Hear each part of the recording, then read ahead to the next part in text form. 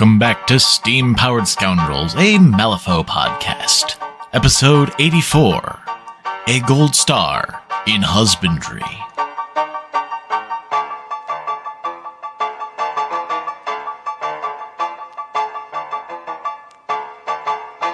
Happy New Year! Yeah, in September. I don't think there is a culture that celebrates New Year's. Technically, every day is a new year, depending on your perspective. Mm-hmm. Fair. Yeah, So- we just kind of arbitrarily picked a day and started counting. The United States school system. There's your New Year. Yeah. Yeah. School year, That's- September to... Yeah. Actually, no. This should be coming out this week. What are we talking about? We need to power through this edit because this is publication week. Not like we've ever been late on that ever. Right. Anyways, hey, it's our Gen Con recap. So all y'all that are in here for hardcore Malifaux action can go, I guess. Those of you that want to be our friends or are our friends and just want to hear about how the stuff we did at Gen Con can stay. I mean, there was some Malifaux action. I would just classify it as more softcore. I don't know. I feel like there's always hardcore Malifaux action on this podcast. It's just a different kind of hardcore Malifaux Well, action. one of those things That's fair. was Bonanza Brawl, and I'd consider that more fetish than anything. If nothing else, we're ASMR hardcore. All right, so we got 4 people on the recording. Should have been 5, but something awful happened to Nate's internet, so he might show back up. Hopefully, I would like it. I'd like if all of us were here, but if not, just hold him in your hearts and just pretend he's here quietly, being Nate. I'll make a pun to make up for the missing Nate. Okay, I mean, Nate doesn't really. he He contributes. and But I also, feed off he's not- the pun energy. It's fine. But also, he's never quiet. So I'm not sure what you mean pretending he's quietly. Oh, we just got permission from him to start recording. Okay, I'll stop it and start recording again. I am not going to do that. All right, so, who do we got recording with us today? Well, we got me, Tugan Khan, the Bloodlord of the Southlands. And then there's Tummy Hurdy, my wife. Hi. Tummy And- hurty, but I'm being very brave about it. Uh-huh. And And then you get a gold star for that. 2 people with not silly names. Roman. It's me, a simple trombone player. Huh. And our lovely guest of the evening, Jeffrey Dice.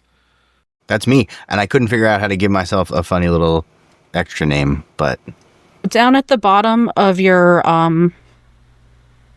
cam, you should be able to click on your name.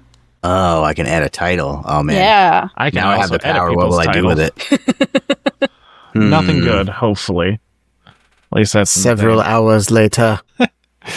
So we thought we brought Jeff on because Jeff is friend, and I noticed that Jeff has been doing a lot of very professional related work around Gen Con. I thought this might be a chance for Jeff to talk about just enjoying the con instead of doing hard work as a content creator for Malifaux and other related things.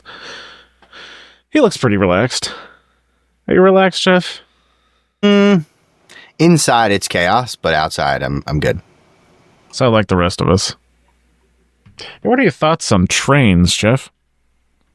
I'm a dinosaur guy, not a train guy. Okay. What about dinosaur trains, Jeff? If there was a dinosaur train, I think There's the world would explode.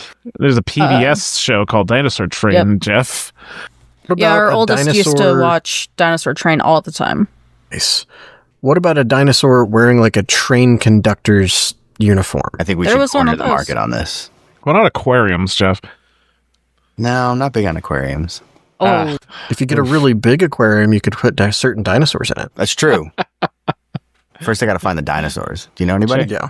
Chickens. Yeah. Chickens are technically dinosaurs. Okay. we could hook you up with some chickens. We know a guy. Excellent. We know a guy. We call him Chicken John because his name is John and he has chickens. Checks Way out. more chickens than he technically should have within city limits, but he knows how to skirt the law. He's one of them guys. No, technically, he is following the law. Technically, they're not chickens until they're of a certain age. Ah. And that's how you Otherwise- fit so many of them under the skirt that the law doesn't look under. Yes. So Okay. Otherwise, they are chicken nuggets. Love you. All right, so this is our Gen Con recap, where we recap what we did at Gen Con, because Gen Con is for fun.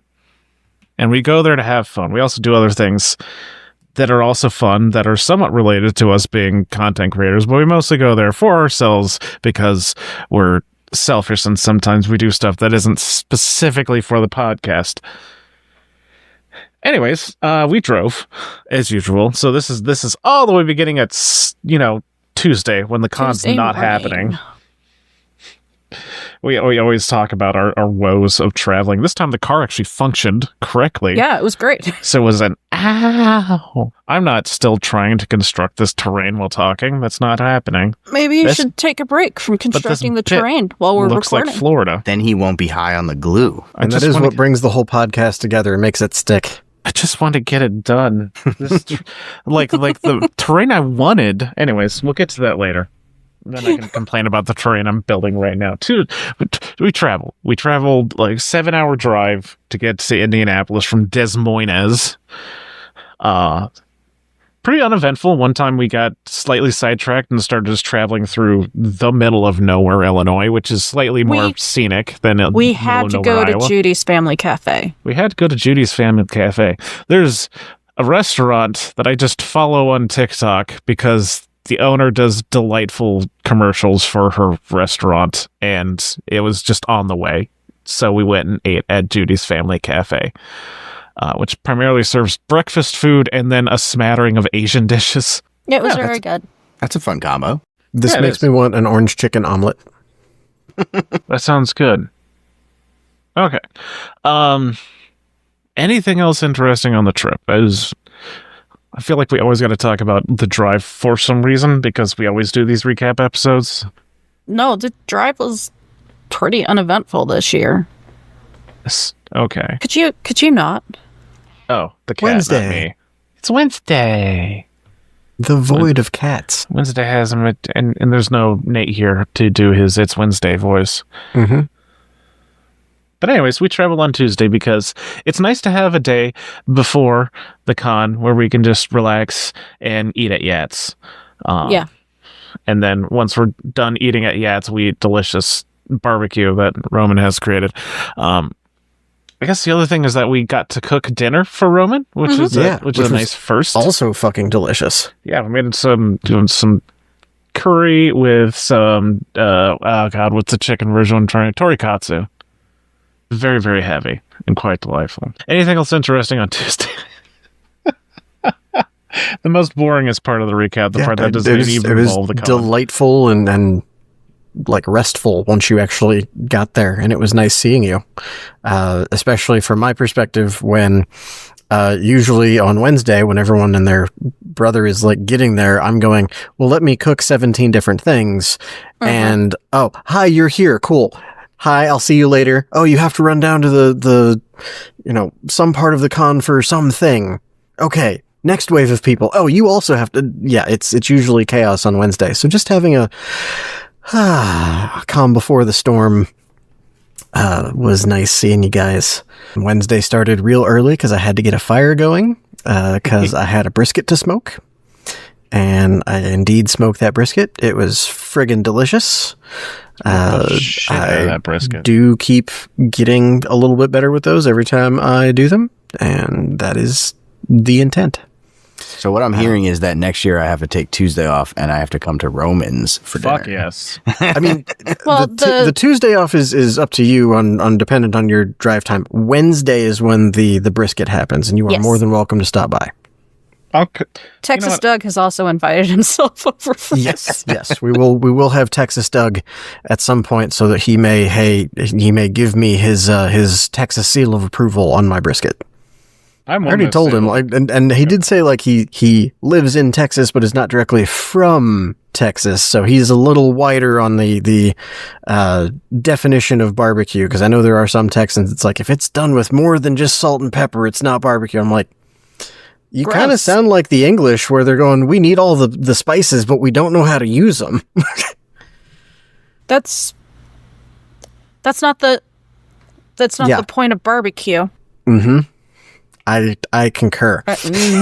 I think I stopped counting the number of spices in that rub at 12. That was when I stopped counting. Did you know? Did you know there's actually an explanation for why the English stopped using spices? I did Yeah, not. there is. Enlighten me. Yeah. It's fascinating and gross. Say it.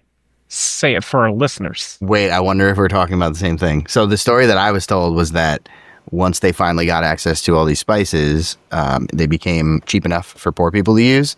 And once the poor people started using them, the rich people were like, Yep. that's low class stuff. And we're going to Yep. make bland food. And that's Yep. what we're going to eat for the rest of eternity. Yep. And that's why Northern European people have shitty food still. Yeah. It's You know gross what? and classist. Yeah. How about the rich people can keep eating their bland food and the rest They of us can. will just actually Yeah. have good food? 100%. Yep. Down for Well, it. I mean, They can also give back lobsters, by the way. Like, those Yeah, can go back please. to being trash food that everybody can just get wherever they want for no money. I would appreciate that as well. Yes. Maybe also shrimp. Shrimp could be. Yeah. Yeah. Really every shellfish. Just put What it if we just directly ate the into my rich mouth. people and then it didn't matter what they wanted to eat Oh, because yeah, we ate fair, them? fair. I'm game with that. Yep. Especially if we season them a lot beforehand, because then they will in turn be cooked into low class tasting food.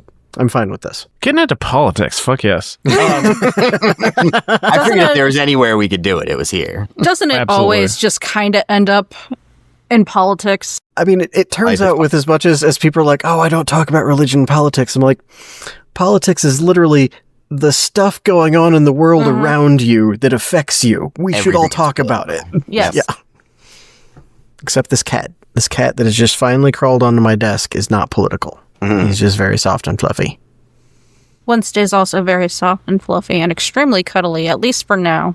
Dick, you son of a bitch. So yeah, my Wednesday was pretty straightforward. Put meat on smoker, check it every now and then. At some point, like, cook the rest of the food,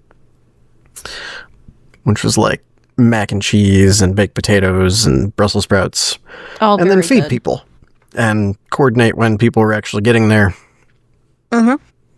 And yeah, Nate and Katie arrived at some point. Cole and Trisha stopped by way later in the evening, though. You guys had to run to the con God. and then back Ugh, and then try Jesus. again, because the con doesn't know how to tell you when the customer service desk opens. Fucking That was mad. an ordeal. Do you want to complain about it, or shall I? You did most of the driving, so I think it's fair that you complain about it. Ooh, yay. Doug never gets to Side note, complain we about did get- anything. We did get Yats on Wednesday, so there is that. And I That was a appreciated bright the spot. leftovers being left in my fridge for Monday after the con. Hey, I did leftovers. forget my leftovers. You son of a Was it bitch, you good? could have mailed those to It was us. delicious. Please don't mail leftovers. No, especially not at this point. Okay, so our thing, we still are of the poor enough quality that we kind of need the free badge that comes with volunteering a lot with Weird. So we needed to go get a refund for our physical badges that we had gotten, because we had gotten the badges shipped to us before Weird confirmed that we had the GM badges, which sucks, but okay. I mean, we just got to go to GMHQ and turn those in. So, you know what? We'll go there early in the morning so that we don't have to deal with a bunch of people and then get it out of the way, and then we can just chill for the rest of the day. No. They weren't open at like 10:30 when we got there. They didn't open until 3, which sucked. But you know, okay, so that really blows. But then we'll just get there at 3:00, and then we'll get a refund, and then it'll be fine. It's kind of a setback that we got to drive all the way back out there, and Victoria has to cycle the block a grand total of half a time while I'm in the line for half an hour. But it's okay, and so. We go back. We get Yats. We enjoy some of our Wednesday. I take a walk around Roman's neighborhood, and okay, it's getting around 3:00. So we go back, and I get in line, and I stand in line for like half an hour, and I get to the thing. I'm like, okay, give me a refund. They're like, where's your GM badge? I don't have it. Weird's gonna give it to me tonight. You need your badge to get a refund, otherwise we can't give it to you. I got a little upset. I didn't swear at the people at the desk. I just swore to myself slightly loudly. You also swore to me in text Yeah. messages. as I was halfway around the block. So, in my defense, the specific email I got that specified, hey, this is how you get the badge refund, never said anything about them not being open till 3 o'clock in the afternoon, and nothing about needing the GM badge to get the refund. So I sent them not even a strongly worded letter, just a kindly, could you please specify this thing next year to not be a dick? Especially when I'm fairly sure, because Megan needed to go up to customer service at some point as well. I'm fairly sure the website said they opened at noon. Here's customer service did. It's Okay. GMHQ. Okay, different Yeah. box. Different Got thing. it. Yeah. I had a similar experience with them last year. It's a bad time. But I didn't get in to do the setup part of volunteering. I also didn't get into the teardown sort of volunteering. They don't do that anymore. So Yeah, they said that they were all set this year for that. So I don't know if they sent out super secret special invitations or if they're just straight up not doing it anymore.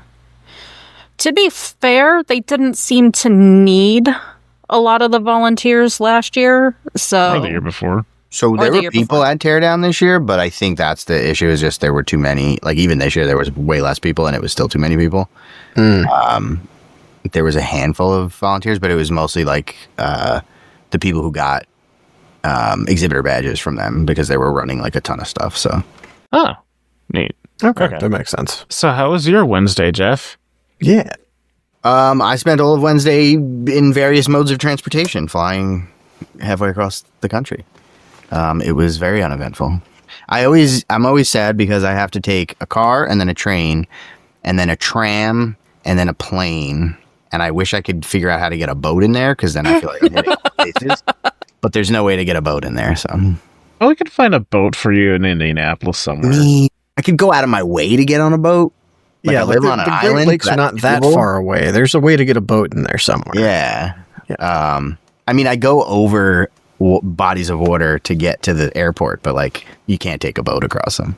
So yeah, but yeah, no, it's a pretty quick flight from New York City to Indy. It's like 2 hours, I think, or it's like just under 2 hours total. I Yeah, don't know. it's very one of those flights. It's like you might as well put them in a big, like have a glider strapped to your back and put you in a big slingshot. Yeah. Is one of those. You spend more time in the airport before you get on the plane than you spend on the plane. So it's very silly. But then I got there and I also did not do setup because I flew in.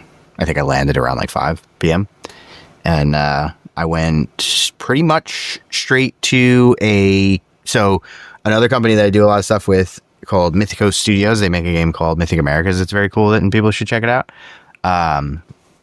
So they were having a dinner right before Weird was doing their little like meet and greet thing. So I just went there and hung out for I went there basically straight from the airport, hung out with them for like 45 minutes and then came to the Weird thing.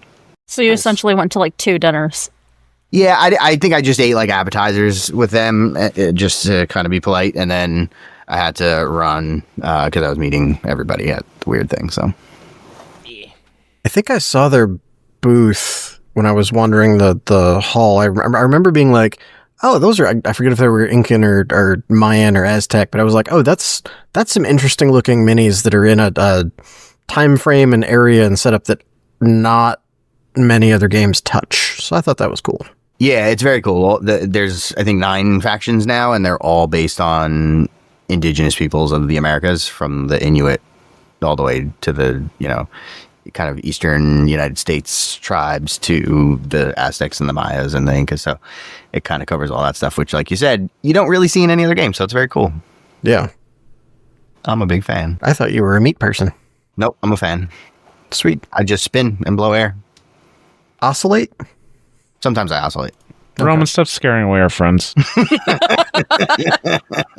why I have the cat on camera. Keeps them here. Yeah, that's true. Is Wednesday still up there? I'm not paying attention to the cameras because I'm not assembling terrain. I'm just staring down at my fingers for no particular reason. Yeah, we You're huffing can glue. tell by the way that you get closer and further away from the mic. Mm-hmm. Sorry. kind of, mostly to the. No, you're You not. you know what? The AI editor, one of the few things I'm okay with AI being used for, the guy the AI that edits this, it does a good job of fixing that, so we're fine. Everything's fine. Oh, right, we had the weird meet and greet in Playthings, where Victoria learned how to be a dentist. Mhm. So. And she took out my wisdom teeth. So we went over I still to have the them. weird meet and greet at the one hotel whose name I can never remember. I was at too many hotels to try to remember the name of any of the hotels. Regency? The weird hotel. Was it the Regency? I don't fucking know. It doesn't matter. Maybe. It does not matter. Right. There's a meet and greet. We got our shirts and our badges, and we could eat, but I was too full of yats and delicious brisket, so I didn't. My blood sugar decided to crash, so I had some very good cheesecake. Yeah. Really tasty desserts. I'm not going to say the thing. I'm not cookie going to thing? say that. I'm not saying anything. You got one night of guff, and that's it. I'm not going to bring you onto this episode just to bring I it will mention that it was quite the jump scare to look over and be like, This trip was when everyone found out that I'm allergic to chocolate chip cookies, but only on the tips of my fingers. Interesting. okay. That's a good medical reason. That's not one that any of us will soon forget. God damn it. So we learn how to play Smile Yes. And also With- World. with the developer. Yeah. That made Smile, and then World with not the developer, but I ended up just like gushing about the game after playing it to the developer's face. Over Discord. Talk Discord. about World, because I didn't get a chance to play it. Oh my Oh, god. boo. I'm Let sorry. me go pull up my terrible description of the game. Yeah, read it out loud. I was a On few the drinks podcast. in. Okay. I was a few drinks in. Not that would actually have like filtered anything at all. Definitely not. Definitely not. That was like the 31st? Yes. 30th. Let's see. Think like you're a group of folks building a Rubik's Cube, but like Sim Rubik's Cube by Maxis. And you do Yahtzee scoring for various things on the cube facings, but you can only score from the side of your perspective, effectively flattening a 3-layer perspective onto a single plane. That's World. Oh, I thought you were going to read the absolutely unhinged stuff that came after that. Okay, then Kyle joined the Discord. Because I directly messaged him being like, hey, this is really, really great. Secret Casual Kyle. Secret Casual Kyle. Summoned him. We missed you, Kyle. And according to him, this was entirely based off of a challenge to develop a game with no setup. Which, we need to start daring Kyle to do things. Because it really is just a fucking beautiful game. Oh, there's the thing. There's the unhinged thing. July 30th, 2025, 10:05 p.m. XXX Beef Juicy Fan 69420XXS posts on Discord. That's me, by the way. You pull the lid off the thing and unfolds like a little cardboard slut, and you can't help but moan a little. Really, you just like slide the box off, and the flaps fall out. I love Like when it's flaps fall out. it's undressing, and then you're like, ugh. And then you literally just take the previous Rubik's Cube, set it aside, and you start the game. That's it. That's fucking beautiful. It's great. That is pretty awesome, honestly. And I was really happy because I beat Jessie, and I was wanting to beat Jessie after she ruined my very first strategy right before I scored. I was like, hey, Vendetta. now I've got to beat you. And I did, so I was quite happy with the game. I'm sure someone else can give a better description for Rome. Someone actually, I guess I could, but I've been talking too long. Someone else give a good description of World. I actually didn't play it either, and I have a vague idea of how it works because I watched some people play it, but you explained more than I would have remembered, so. I've never described anything in my entire life. Okay, I'll keep going. So it really is a Rubik's Cube. Like, think 9 by 9 by 9 cube, right? But each of those individual cubes is its own like 4 by 4 cube. Okay. No, now I'm having to do math. It's essentially a So that's like, cubic 12 grid. by 12 on a side? Because you have 3 across and each one's 4? Or no, because it's a square of 4, so it's 6 by 6 on a side. Okay. Yes. Okay.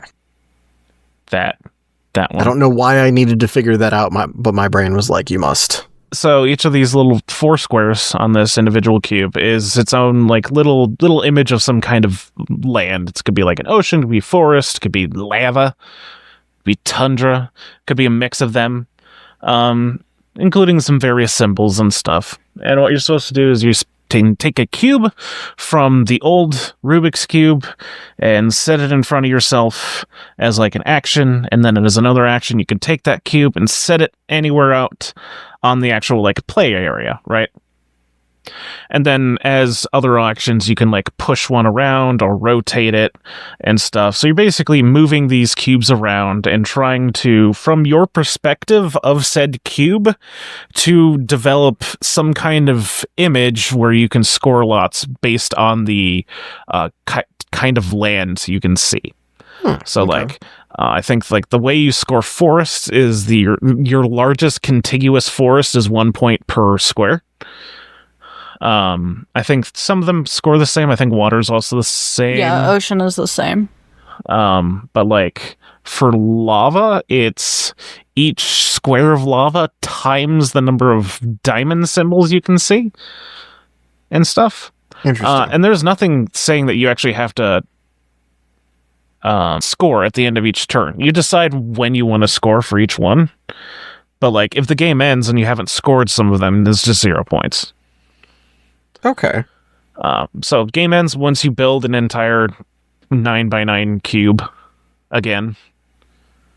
And then there's one last scoring opportunity, and then you're good. And you got total up all your points. But there is a good amount of like screwing with your opponent intentionally or unintentionally. Risk reward of, I've got a really good score for ocean here, but if I wait another turn, I could score a lot of points, but my opponent also could like completely screw with that. And then there's stuff like filling in the little butthole on the first layer, which I am coining that phrase. It is called filling the butthole. It is when you create the entire ring of the first layer, and then you fill in the middle one, which is never to be seen again by anyone. Cube donut, as it were. Yes. It is very pretty and easy to understand and just very tasty in its awesome. How it operates. That's World. I look forward to when it is available for public consumption. Also, I ended with 69 points, which is what's really important here. Nice. Very important. I think that makes it the best game. Mm-hmm. Yeah, right? Heard it here first, folks. Best game at Gen Con. If the slutty flaps and the filling the butthole doesn't get you, the 69 will. Yeah. My God. Kyle is really good at developing games. The fact that he made this and Vagrant Song is pretty crazy. And Fantasy Flight better fucking treat him right or we're going to blow up the ocean or something. Come for them. Yeah. With violence, I have thoughts, right? But I will not share them. About Fantasy Flight? Me too, but I'm willing to like put them aside for Kyle's sake. Yeah, we'll see. Okay, we'll see. All right, so that was our time at the meet and greet. Mm-hmm. Anything interesting happened While Wednesday we were night gone? besides me harassing poor Kyle? No, we ate food, slept, woke up. I made breakfast. Uh-huh. It was delicious. It was a very tasty breakfast. And then we went to the con. First day at the con. Overall, we did a better job this year than previous years of not having events first thing in the morning, which made for more days where breakfast could be enjoyed as opposed to inhaled. And I think we all deserve a gold star for that. Honestly, if there's a single piece of advice I could give to people going to Gen Con, it's don't schedule shit for first thing in the morning. Yeah. Try to not. Don't do that unless you really absolutely have to. Yeah. Ask yourself, do you really need to be there before 10? Ask yourself, how badly do I want to go to this event? Because I know my first thing on Thursday did not happen until 1. and that was great because that Ooh. meant that I did get there early enough for like the hall opening, but I didn't care about being in the running of the nerds. In fact, not being there is great. And still got to the weird booth, saw all the people there, picked up stuff, slightly harassed friends. It was good. I had to be there at 10. Yeah. We got you there, though. I was, because I was volunteering. I was doing a customer service shift at the Weird booth at 10. Turns out, if you're in the event hall, they don't open the doors at the same time as the other doors. They didn't open the event hall doors until 10:25. So I was a half hour late for my customer service shift because not only did they not open the doors until 10:25, no one would tell me if the other doors were open. That's one of those things that you just got to learn the hard way, unfortunately. Yeah, it sucked. Weird was probably pretty chill about that, though, right? Nobody said anything. It was fine. Okay. For people who haven't been, the unfortunate thing about that is that in order to get to the vendor hall, you'd have to walk like all the way outside around a big circuitous hallway and then in the other side. It's a pain. Yep, but now I know this. So I did not get a customer service volunteering shift this year. I just got a couple shifts doing demos of Malifaux 4th Edition, which I was somewhat familiar with, which is good because no one was willing to run demos for me at the weird meet and greet. I asked. oof. No, like obviously they would be questioning why someone who has never played 4th Edition would be volunteering to do 4th Edition demos. Well, yeah. So that was meant as a joke. Oh, okay. Like, obviously, setting up a game of Malifaux takes a lot more effort than bringing up a board game. I'm sorry, I did not catch your joke. The autism is strong. It's okay.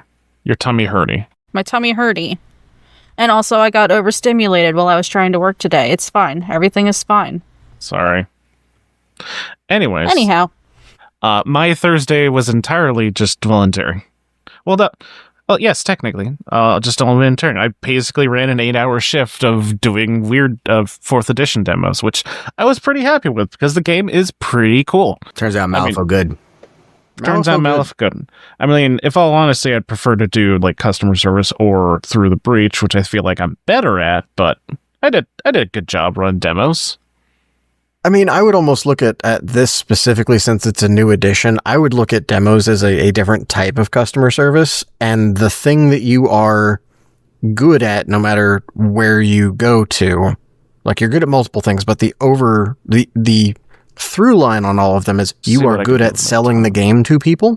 Yes. Hey. And in doing, and part of that is explaining it and not just like, here's the nuts and bolts of it. Here's the reason you care.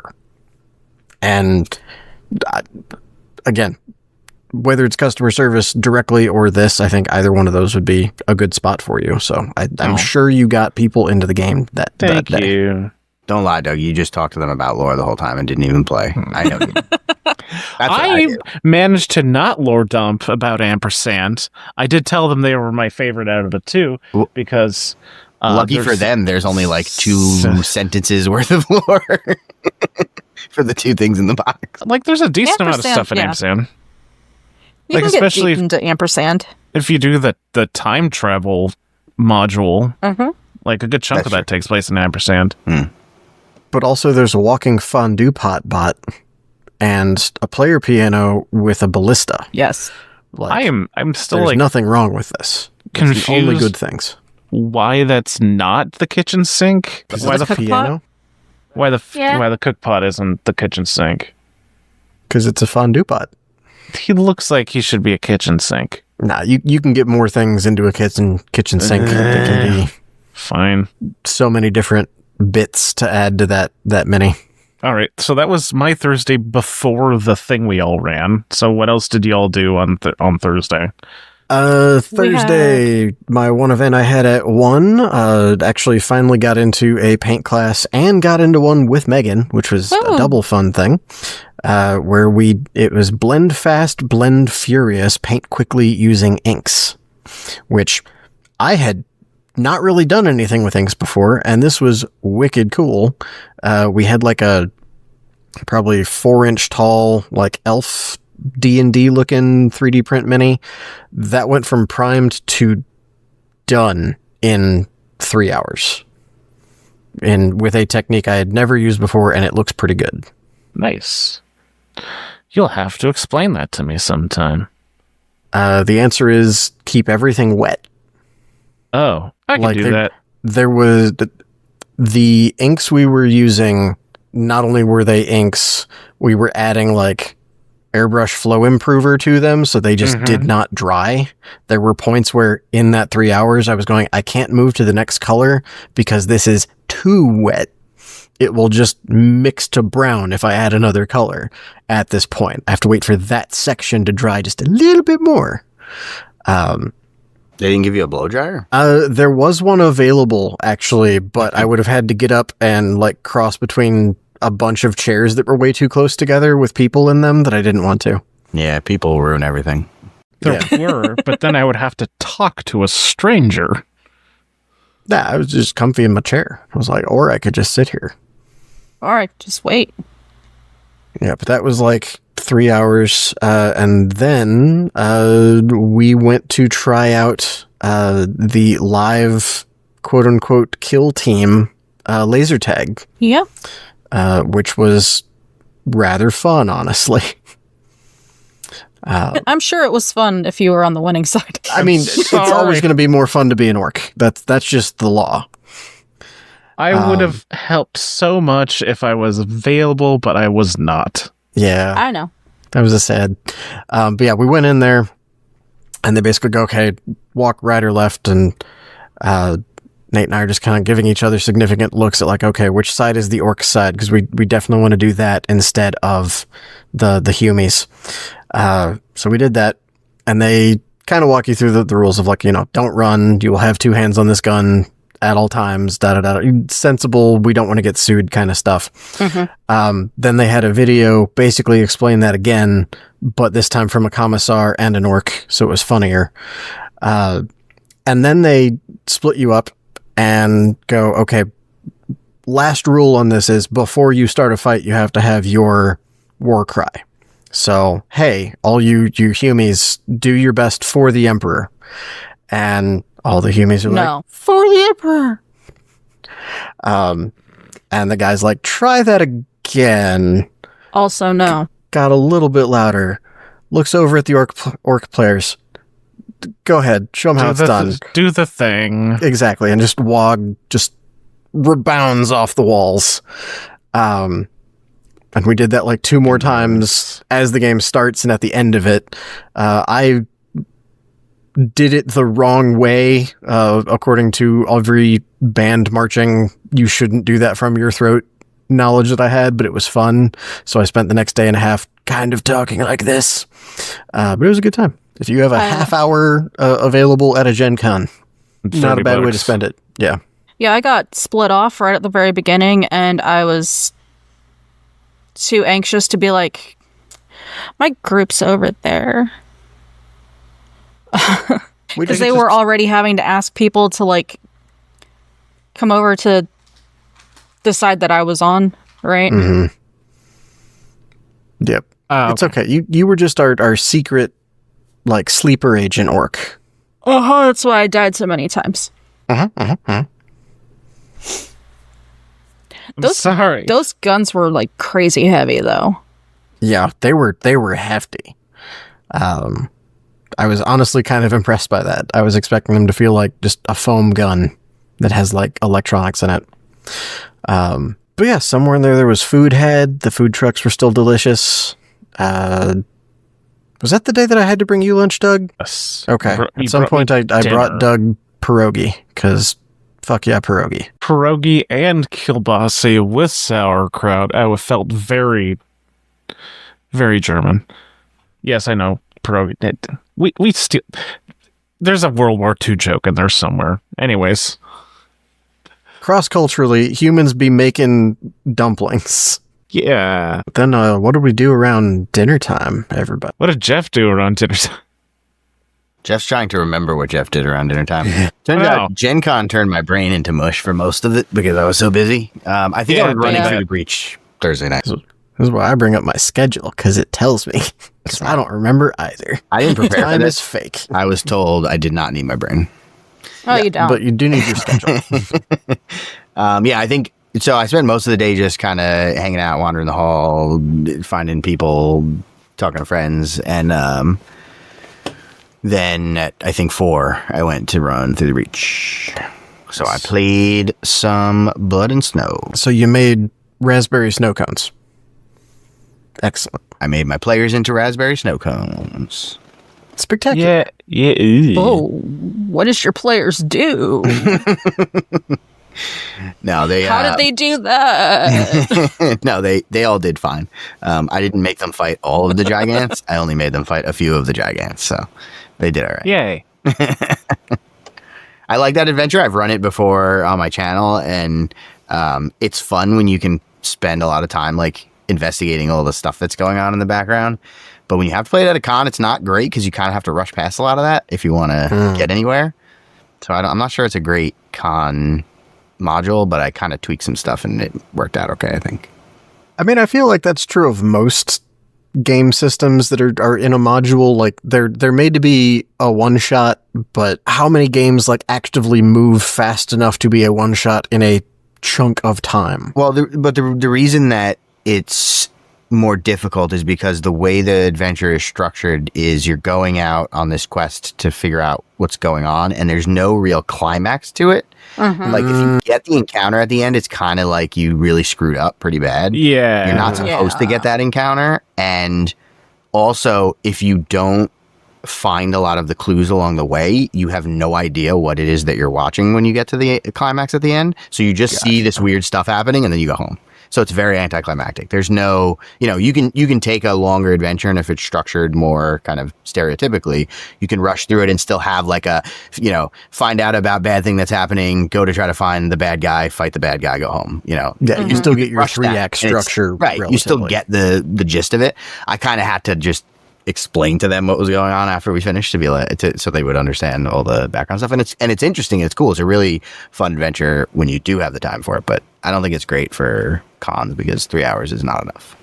Especially when like most people, I don't know if this has been your experience, Doug, but usually when I run through the breach, more than half of the people there have never played through the breach before. For the most part, yeah. Yeah. So then you got to give some time for some mechanics and things. Yeah, I could see that. If I recall correctly, that particular module, a lot of the supposed beta testing was trying to figure out how to make hypothermia not incredibly obnoxious and how to not automatically kill people for failing ongoing challenges. I think what they came up with works well because it keeps the pressure on people, but it's not like super punishing. And You're welcome. And it makes thank you, Doug. And it makes people have to think about time management and like a sense of urgency in what they're doing, which I think is cool. It's just like I said, it works better when you can take your time and really dig into some of the stuff that and then I think after that, I just rushed to find some food and then tried to go to bed and probably didn't because I never sleep. You know what I bet, Jeff? Bet you and I can put our heads together and come up with like a perfect Gen Con module for Through the Breach. And then we'll just hand it to Weird and be like, hey, run this. Yeah, but they won't. Yeah, You but they never won't. know. You never know. We If can just we hand it to call them Matthew and be like, this is cowards your enough. idea. That's true. Maybe, yeah. just slip it under Nathan's door. Yeah. Addressed to Jonathan Weird because he won't figure out who that is. When you Mr. deliver it, have it wrapped around a pineapple. Ah, okay. A threat. A treat. A child. Wrapped in a threat. So we ran our first independent Gen Con event And then did it 2 more times. Hooray, yay. We ran Bonanza Brawl at Gen Con. Yay us. Yay. So that happened half an hour after I got off my shift. So I shoveled down some pierogi and sausage, ran over to where my table was, desperately tried to get set up, and thankfully I had friends to help set up because I have no idea how Roman's tables are supposed to get set up. Thank you for letting me borrow your terrain, Roman. Happy to, bud. Yeah. But we got that all set up, and this was our sold out event, which a good chunk of people actually showed up to. Like, I figured not everyone would, but I think most of them showed up the first night. Yeah. And turns out a lot of them had not played Malifaux before. So also, that was weirdly, several of them were technically my coworkers. Like, they're not on my team at work, but they're from my company. And one of them knew me and was like, "Hey." Huh. That's fun. Yeah. It was fun. So we had a newbies table where we were explaining how to run the game, Roman and I. And then I think the more experienced table with Nate and Victoria, which got done a lot faster than this. But despite it being a bunch of newbies, we got through the majority of the game in 2 hours. So that was, I would say that was impressive for us to be able to do. Yeah, especially when not the majority by any means, but a decent chunk of that was, here's how the game works. Now do stuff. Oh, it's a plus flip. It's like advantage in D&D. You know what advantage? Okay, good. It's like that. Yep. And they were all pretty good about, hey, I want to do this. How do I do it? What are my issues? And we could just be like, well, you're dealing with concealing, move over a half inch. And what, did Gracie end up winning that again? Was Gracie on that table? Yes, it was. Because Okay. there was a meeting like, why did you give someone Gracie, Roman? Because you give the newbies the really fun ones. You won. Right, no I one was technically messing won. with you. Right, because I was a moon shinobi, and I was just, nobody should bother me. I'm fine, just dropping scheme markers and picking up treasure. But understandably, I should not be allowed to win this. So who actually won? I think it was actually my coworker I knew who was playing Hoochdini. Quite possibly. There was a lot of Bayou on that table. There was as it mostly should be. Bayou on that table. Who ended up winning your game, Victoria? I have no idea. Don't ask me. Okay, Friday. I don't remember. We was packed so up, tired. went home, fell asleep. Now it's Friday. What do we do? D&Diesel! D&Diesel at 10 in the morning. At 10 in the morning, which is a bunch of people playing a Never Stop Exploding was the game system. Mm-hmm. But Yep. each of them was a Vin Diesel character from one of his movies. That was quite delightful. It was fun. It was very fun. Very, very fun. There were many family jokes. One of them was playing Groot, so just said, I am Groot in various ways. Mm-hmm. Did add, like, flavor of, I'm saying it in this way, or I'm here's my action I'm taking, etc. But it was fun. They effectively were moving through different landscapes and scenes of different Vin Diesel movies, running into other Vin Diesel characters, which climaxed into fighting some street sharks because they went for a deep cut of way back in the 90s, early aughts when Vin Diesel was helping shill toys for street sharks. Okay. And Street Sharks was great. I agree. I absolutely but- do. It was, in fact, awesome. I still feel like that's that deep of a cut. Maybe because it was heavily involved in the internet in the late '80s, early 2010s, where I feel like that made its way around. I'm not saying that Street Sharks was a deep cut. I'm saying remembering that Vin The Diesel was specific Vin specifically Diesel involved in not even the show, but selling toys for the show. Yeah. That's the deep cut. Okay. But I need effectively, to know what other characters made an appearance because this is fascinating. With Caparzo we from had- Saved by Ryan in it because Yes. he was one of the NPCs they ran into. There was the Iron Giant. Yeah, Iron Giant helped out. Who was Riddick? The pacifier. The pacifier and Riddick were both characters. No, Riddick was an NPC. Right, but a primary, one of the primary GM NPCs that yeah. the GM was using repeatedly. Yes. And the witch hunter Calder from the last Witch Hunter. Yep. And the pacifier. Did you say the yeah, pacifier? I said the pacifier. I'm sorry. No, it's okay. I did not hear you. It's fine. There was a key moment where they all had to work real hard to make sure the baby being friendly tossed after them by the Iron Giant did not go splat. That was an entire, read the room vibe. It's like, who's going to be very upset if this baby explodes? This was right after, in finding the Saving Private Ryan guy, they did end up on the beaches at Normandy, where all of them are packed into Fast and Furious Vin Diesel's car and running over and shooting, and because decapitating. baby Groot ended up with Rocket's gun in the you're in this Vin Diesel conglomerate movie now process. I would watch a 10-part movie series on Dominic Toretto fighting Nazis in France. I would 100% watch that. It was spectacular. That was my favorite part. Is that, hey, what are you guys gonna do? Okay, you need to get off this beach, so you're all gonna hop in the car and swerve around and avoid. No, everyone just stopped what they were doing. Is no, we're all going to jump in and kill as many Nazis as fucking possible before we leave. Yeah. And the room erupted in applause. Yes, good. Because that's what you do. Primary objective is always With kill Nazis. Nazis. No matter what else is going on. Stop what you're doing and kill Nazis. Yeah. Yep.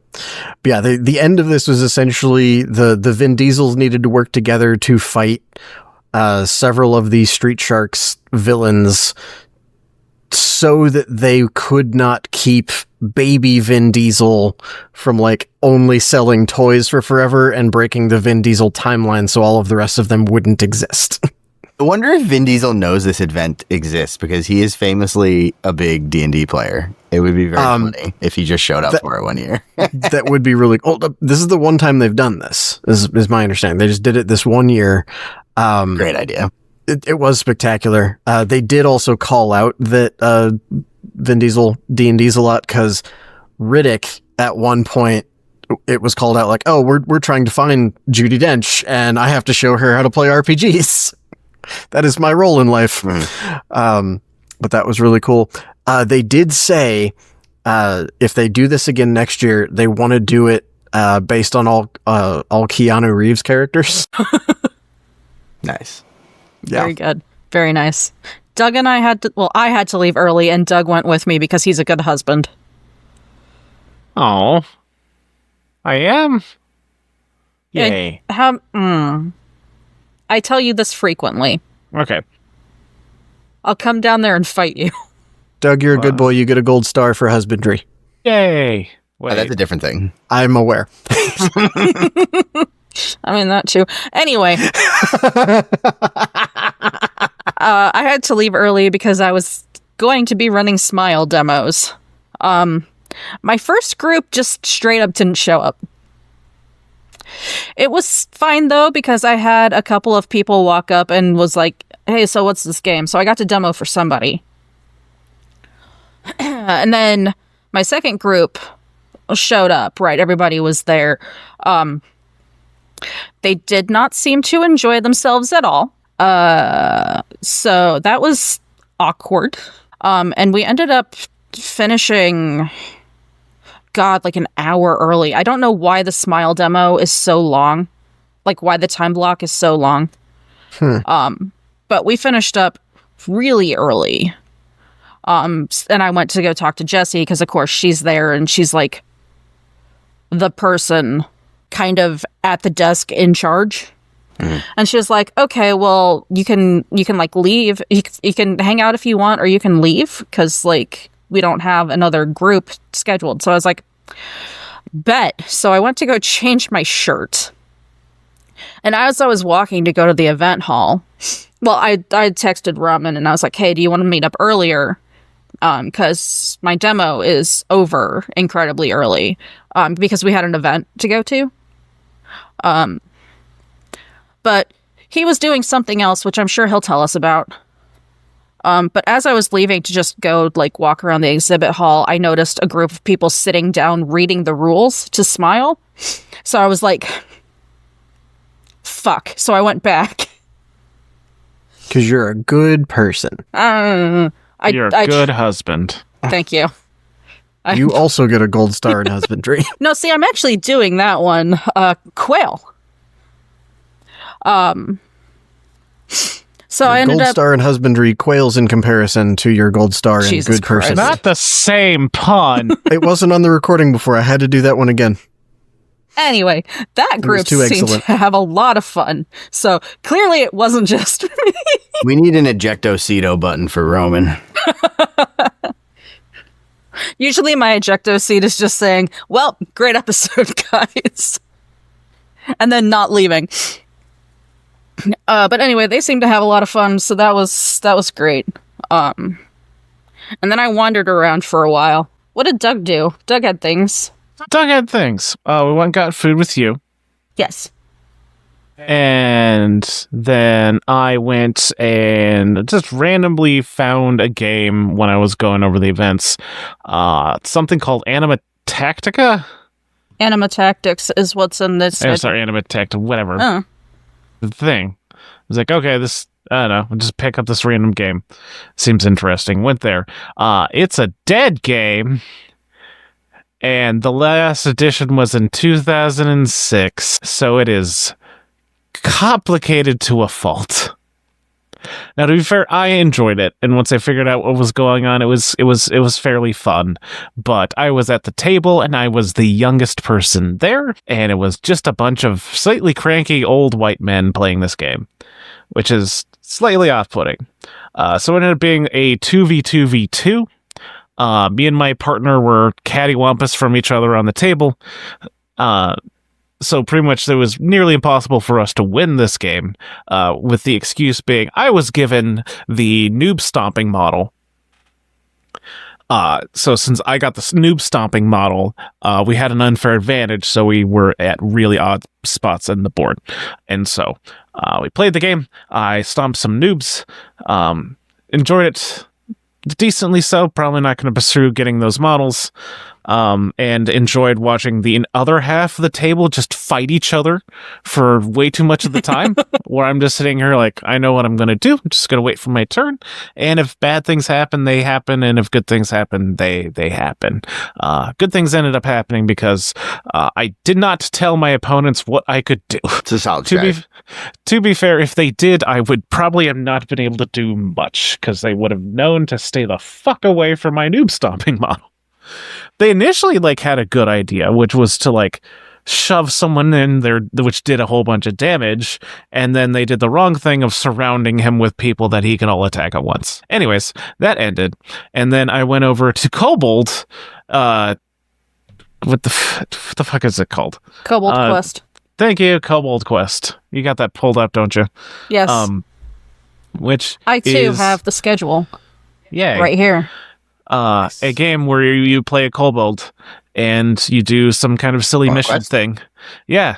Kobold Quest, you play a kobold with the table of other kobolds, and the gag is that you only have 1 HP, and so you're supposed to die a bunch and get new kobolds. It's right up your alley. And then just keep going. Yeah, right. It's like I read that description. It's like, this is exactly what I want to play. I didn't fucking die though. Turns out the game the game is not balanced towards having 8 people around the table. It's relatively easy to overcome problems that is probably balanced towards 4 people at the table. So I just kept getting stuff, and I ended up being really fancy. And I got the killing blow on the beholder with a spoon. Nice. Yeah. I enjoyed it. It was fun. That is one I recommend. And then after that, I had butts, so we can go to Roman. What was Roman's Friday like? I D and Diesel. After D and Diesel, I wandered the hall for a bit and didn't buy anything, because that's how I do Gen Con usually. I kind of wander around and go, what do I want to buy later? Unless there's a thing I think they're going to sell out of. So I scoped out some art and some other things. I ended up, not that day, but later buying the main paint set for Monument Hobbies Pro Acryl, and it is delightful. I highly recommend it for anybody who hasn't picked them up yet or is looking for any excuse to buy new paint.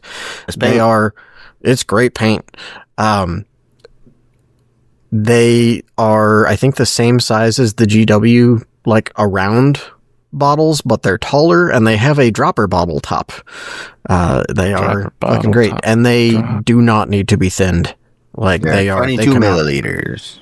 Yeah, they come out of that bottle just frickin' perfect. I don't believe you. Well, you should buy some and then believe me.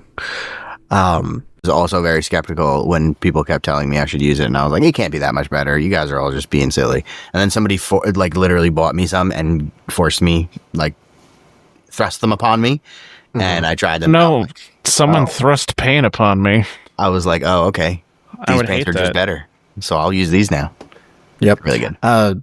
When I bought those, I actually got those on Sunday.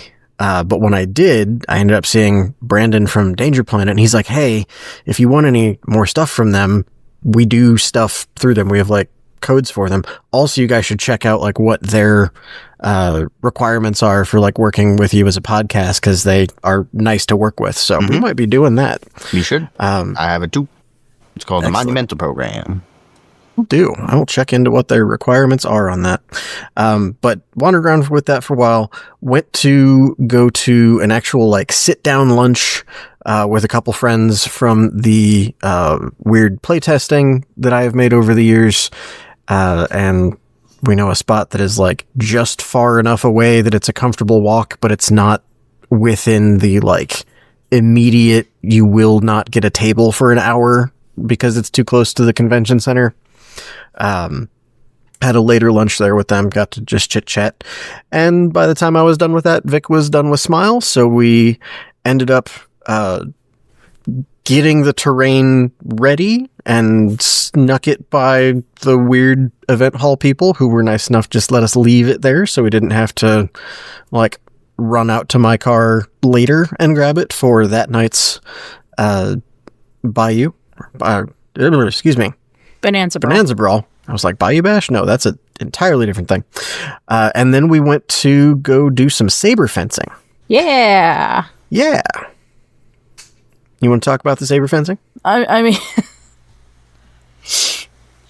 mean, there were issues with like finding sizes for the protective equipment, so that took a while. We got there though. Learned some like basic stuff, but then halfway through, my blood sugar decided to tank, and I had to dip. This was actually fortuitous because I was stupid and forgot that I have quote unquote athletically induced asthma symptoms, which is a nice way of the doctors to say your lung capacity is too high from being in marching band for too long that we cannot call this asthma. But you still should take an inhaler before you do like strenuous activity. And I didn't think about it because I was like, I'm going to a con. This is not strenuous activity. Did not bring the inhaler. So about the same time that Vic's blood sugar was crashing, I was going, all right, I'm not hyperventilating or anything, but like I can't, the breathing I'm doing is not getting me the air I need. So I need to chill out. So we thankfully like, didn't leave anybody at an odd number. They were very understanding and very cool about it. Of course. The people putting on the fencing was actually a local to indie fencing club. So I've taken their like intro class before locally, and they were spectacular just here. So I was glad we got to do it. But in the future, need to remember inhaler for me and extra sugar for Vic. Well, for me, it's more like I need to do that before, and not wait until I start having symptoms. Yes, also good. And also maybe, set my pod to activity mode because that's what it's for. Yeah, that would help. The other fortuitous thing was that meant that we left about halfway through, and that was roughly when Bonanza Brawl was starting that night. So we were able to go kind of help out more actively there instead of just Doug and Nate taking it, though they would have been fine without us, I'm sure. Doug, you want to talk about night 2 of Bonanza Brawl? I've never run Bonanza Brawl before in my life. Oh God, I'm trying to remember. Right, that was the night when that was one of the nights where people just did not fucking pack up at all. Because this was one of the generic table areas in the event hall, so I had to fucking wait for. Was it that night or was it the previous night that I had to wait for? God, what is that stupidly long? No, it was game? It was that night. I remember you talking about it. Yeah, because the previous night I had been sitting at our 2 generic tables, so people pretty much stayed away. Twilight Imperium. Thank you. As it turns out, nerds don't want to sit with strangers. If there's any alternative. So yeah, I had gotten there almost an hour early, saw that they were playing and a heist game was going on the other table. So it's just okay, this will be okay. It'll get done. They'll wrap up whatever. And Twilight Imperium got done a half hour before our start time, but they didn't get packed up till 5 minutes before our start time. Because Twilight Imperium is an absurd amount of stuff. Yep. Good God. Okay. All right, one sec. Time out. I can keep going while you're off doing stuff. Yeah, go ahead and talk about Bonanza Brawl then. Because I was there late enough that I was not in a direct helping role. I also wasn't playing on one of the tables to cause chaos. But I was floating kind of between the 2 tables. And I think, again, there was kind of here's a one table of people who haven't played before and one table of people who had. And Nate was running the one of people who hadn't played before, and it seemed to be half the table was a family and maybe a couple family friends. So you had the dad, the son's friend, and the daughter, I think, was the makeup there. And I'm trying to remember what everybody was playing. It was an interesting bunch of things and just the way everything was coming down. But the important part was one of them, pretty sure it was the daughter, was playing Carlos. And of course, me being me, it's oh, there's a performer model on the table. I have to make sure that they are playing this as well as they can. I want them to do well. Yes, of course. Because those are squishy models. And I was not telling her what to do, but she would be oh, I want to do this and da-da-da-da-da. And Nate was doing a good job of just in general going, again, like we were doing the night before, move a little bit to this side. You'll avoid that concealing, or you don't need to worry about blah, blah, blah. But I remember distinctly there was one point she's I could see the wheels turning in her head. She's I want to do this bonus action of move and light myself on fire, but I feel like lighting myself on fire is bad. Because she didn't also read the front at the same time. You'll be I'm fine. Read that again. You want that. Also, at the end of this turn, you want to be next to or within 6 inches of someone. And, little bits like that. It was funny at the end of it. She was I really appreciated the help and everything with that. Unrelated, Carlos won that game. Completely unrelated. Yep. Yeah, no, honestly, I wasn't telling her what to do. She was making all the decisions. I was just here's how that rule interacts in that specific way. I know the Gatling gun came out as one of the later upgrades because the person who pulled it, I don't remember what they were playing. But the person who pulled it, Nate was this is the holy Gatling gun. I'm glad you're getting this because I want you to do God's work with it. They were getting it as their respawn gun or their respawn upgrade, and it was on the last turn, and Carlos and whoever was close to first were right next to each other. I think this was Irina because they had Price of Progress. Because they were I'm just going to ping myself to do the blasts. And it would have been great, except they shot at Carlos first, and she had the red Joker to say no, and then Butterfly jumped away. So that was just fun to watch from the outside. The game was rigged. I wasn't playing. I enjoy blaming Roman for these sorts of things. How was your Friday? Oh, my Friday was crazy. So I broke the cardinal rule, and I scheduled a thing for first thing in the morning. Oh, It was the only day because I had something to do at night already. So I was running character creation for Through the Breach first thing in the morning. I showed up at the room that I had run Through the Breach in the night before, which was like 4 hotels away. It was a very long walk. On time, ready to go. On time meaning a half hour early. Got all the stuff ready. I'm all set to go. Nobody shows up. I'm like, all of these were in the same room, so this is where we were yesterday. I know for sure, like, what's going on. So I checked the app. They changed the room. They don't tell you. They just changed the room. So I lug all the Through the Breach stuff back to the main area, and I show up, and there were 11 people. What? That They're doesn't supposed seem to be like a normal 6. amount. There were 11. Huh. We found out later that what happened was there was supposed to be a character creation set up for Friday morning and one for Saturday morning, but for whatever reason, the con had booked them both for Friday morning. God. Now, doing character creation for 11 people would be a little bit of a pain, but not so bad, except we only had 2 rule books. So as you can imagine, with all the charts you need to look at and the things you need to read through, it was a real pain in the ass.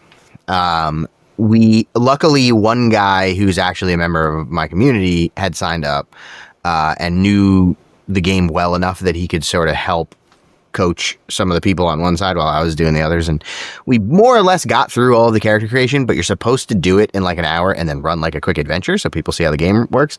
We didn't do any of that. We just did the character creation and just barely finished it. So hopefully that wasn't too excruciating for the people there. There was a lot of sitting around and waiting while other people caught up, but that's the nature of Gen Con, unfortunately. After that, I hung out on the floor for a while. I shot some more interviews. I did a little bit of shopping, just kind of hanging around. And then I actually went and ran some demos for Mythic Americas.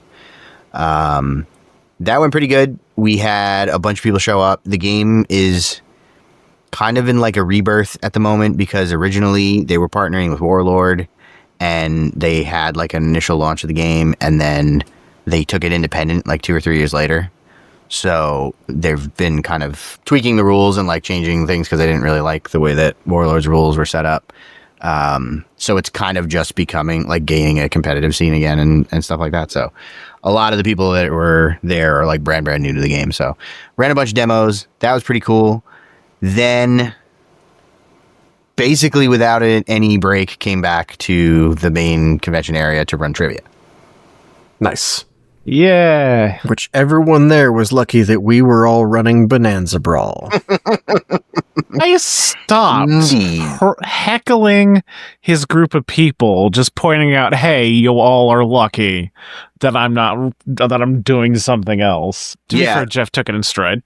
It was, I mean, you're right, because it would have been, I joked with, I think it was you, Roman. I joked that. Yeah, no, I was, this was a joke the next day when I saw you, and it was because of the conversation that all the scoundrels had in the car of essentially, had we been there, really what the rule should have been is if we get something not only wrong, but wrong because it was actually from one of our headcanons as opposed to actual lore, we should lose points. Yes, absolutely. Yeah. Well, I joke that I should run it with the 5 of you just to see how you would do compared to the other people that played. Well, here's the thing. One of the raffle prizes for Good Things Happen was you get to dictate an episode topic. And the person who won that wanted a trivia night. And so we have a host, but I don't suppose we could have you help with writing the questions. Yeah, sure. I know you could also maybe co-host. Co-host, It's yeah. Monica. It's Monica. If you I can, can if you just can send handle. you a list of 30 and 2 bonus questions because they rejected my first bonus question because they didn't know any of the answers. What was the first one? The first one was to name the neighborhoods in the city, and so Okay. people got it right. That they were all like, "Can we do another bonus question?" Because none of us knew this. I think they cumulatively got 1.5 part credit for one of the answers. For Ow. shame. Yeah. So this was a new thing we had never done before. The way that I set it up was 30 questions, 10 each in 3 different categories, and they played in teams of 2. We didn't get a ton of people signing up for it because the plan for what we were doing didn't come together until the week of Gen Con. So I hadn't really had an opportunity to talk about it or anything like that until the very last minute. But we ended up having an okay number of people show up, and I was surprised at how some of them were real deep cuts, and people a bunch of people got them some of the questions right. I think only 3, with the exception of that bonus question that I mentioned. I think only 3 of the questions no one got it right. Okay. So I figured that was That's a pretty not bad. good. Yeah. Yeah. Yeah, that's real good. And there was a handful I thought that were pretty tricky that multiple people got them right. So it was cool. Good. Well, I hope you do that again next year and we can coordinate and Yeah. not be doing something else at the same time. Because that sounded really fun. Well, what I'm going to do is I'm going to make 2 sets of questions, and I'll ask one question to everyone else, and then I'll ask one question to you guys. I don't know what happens This is the you're Scoundrels question. what you do is show of hands who here is not terribly confident in their Malifaux lore, and they get paired up with a scoundrel. That's not a terrible idea. That's not a It's terrible not a idea. terrible idea. Pick your scoundrel. Yeah. We'll have a draft before we start. Just need to hand them a disclaimer card of, if your scoundrel starts talking about characters kissing too much, here's a spray bottle. Yeah. Yeah. Also, that's That's gonna probably be not the right answer because that's all. It's going to be an empty spray bottle. It's fine. Yeah, I remember seeing that was an event. I'm like, oh man, I want to do. Oh, that's at the same time as right, Brawl. during Bonanza Brawl. Yeah, I was gonna say they should have really planned it different because I had there was a bunch of other people that wanted to come but had other events they were doing with Weird, and I was gonna say they should have scheduled it at a different time, but there is no time that there's not something else going on, so it's just This is the thing about Gen Con is that there's always something. There's always a thing. All right, that was cool. Friday, And Weird That gave was really good prize support like they usually do, so everybody nice. got Nice. some Awesome. fun swag. very cool. Saturday. Saturday, I woke up and Doug made breakfast. And it was glorious. Yes. French toast.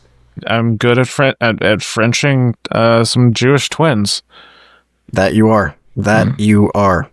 One It's of too them bad was that a one of little them got too a little wet. soggy. Yeah, one of them, the bag in the cooler, got a little waterlogged, but it still worked. It's fine. Yeah, I spent a decent amount of time Friday night drying it out, and despite a little bit of texture problems, I made a shit ton of French toast with some lovely challah from a local bakery.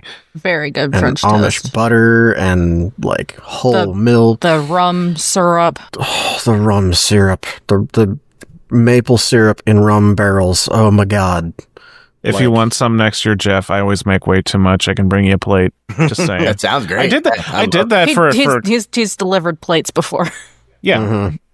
To just a friend I have on TikTok.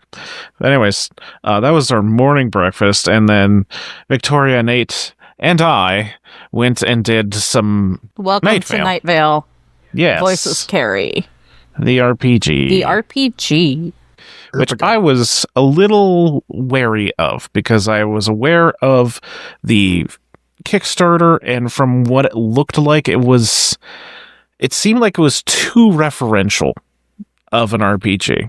It seemed like it was more set up to be remember this from the show, remember this from the show, isn't this funny if that's from the show, and less create a character in this universe and have them have fun in this universe, because gotten roped into a couple RPGs that ended up just being, haha, remember this from the show thing, whatever. So Yeah. I was wary. And I was wrong. It was quite good. It was a lot more complicated than I was expecting it to be. It was a lot of fun. Once you figured out like the dice rolling mechanic, because that was weird. Did you hail the glow cloud? We did not hail the glow cloud.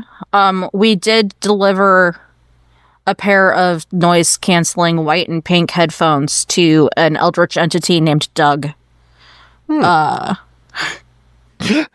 There's just too many of them.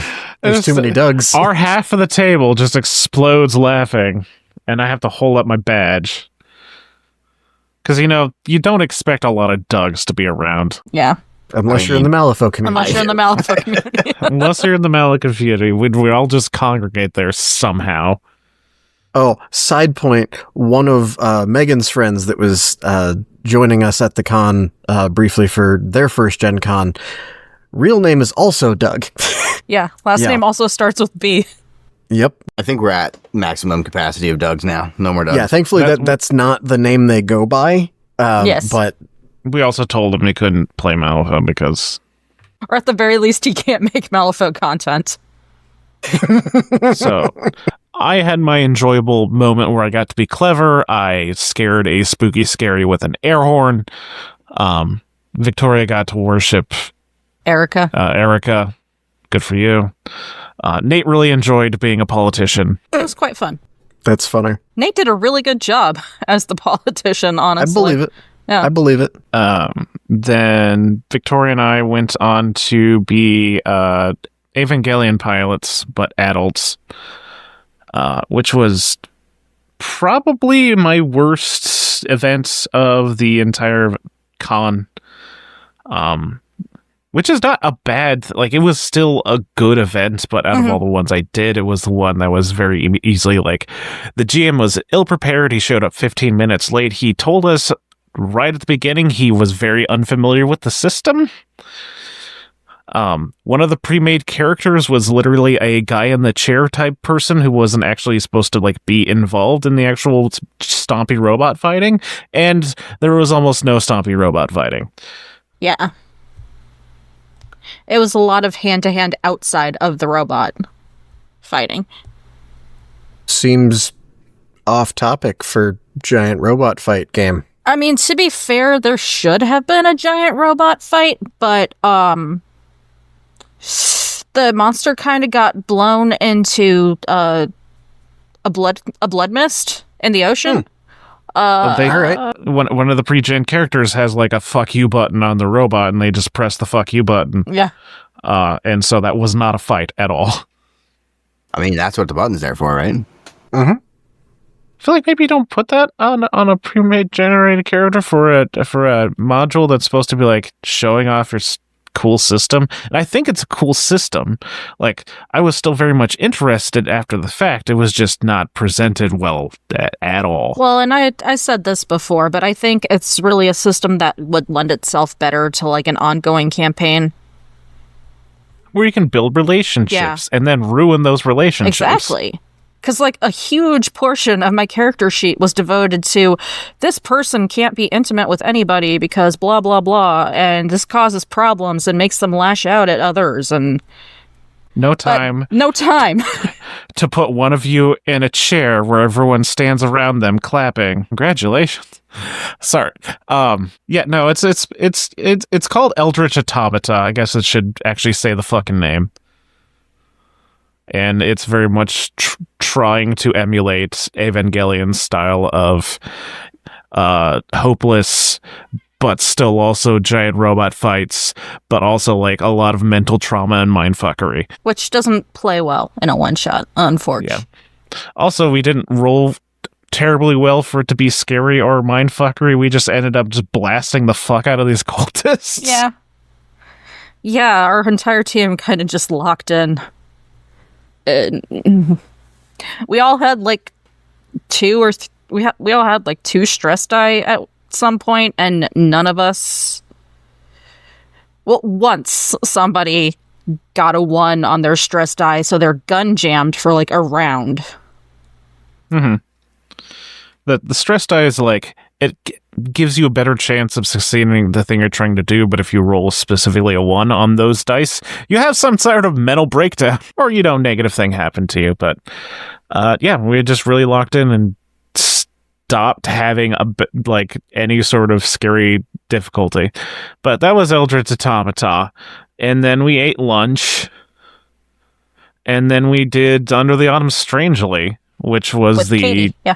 With Katie, which was the GM-less, dice-less, storytelling RPG reminiscent of Over the Garden Wall, which was very interesting. It took us a while to sort of get into it, and we had a lot of fun, and I don't really want to spoil it too much, but it is, if you have questions of exactly how that works with a GM without dice and whatnot, you really are just trying to tell a story with another group of people, but each one of you takes on a role of some kind. One of you is sort of playing the protagonist. You're referred to as the traveler, but you are the person that the world is sort of acting on, and then there's kind of sort of a GM type class that fills in a lot of the universe and a lot of the NPCs and stuff, and then there is specifically an antagonistic role which sets up all the drama and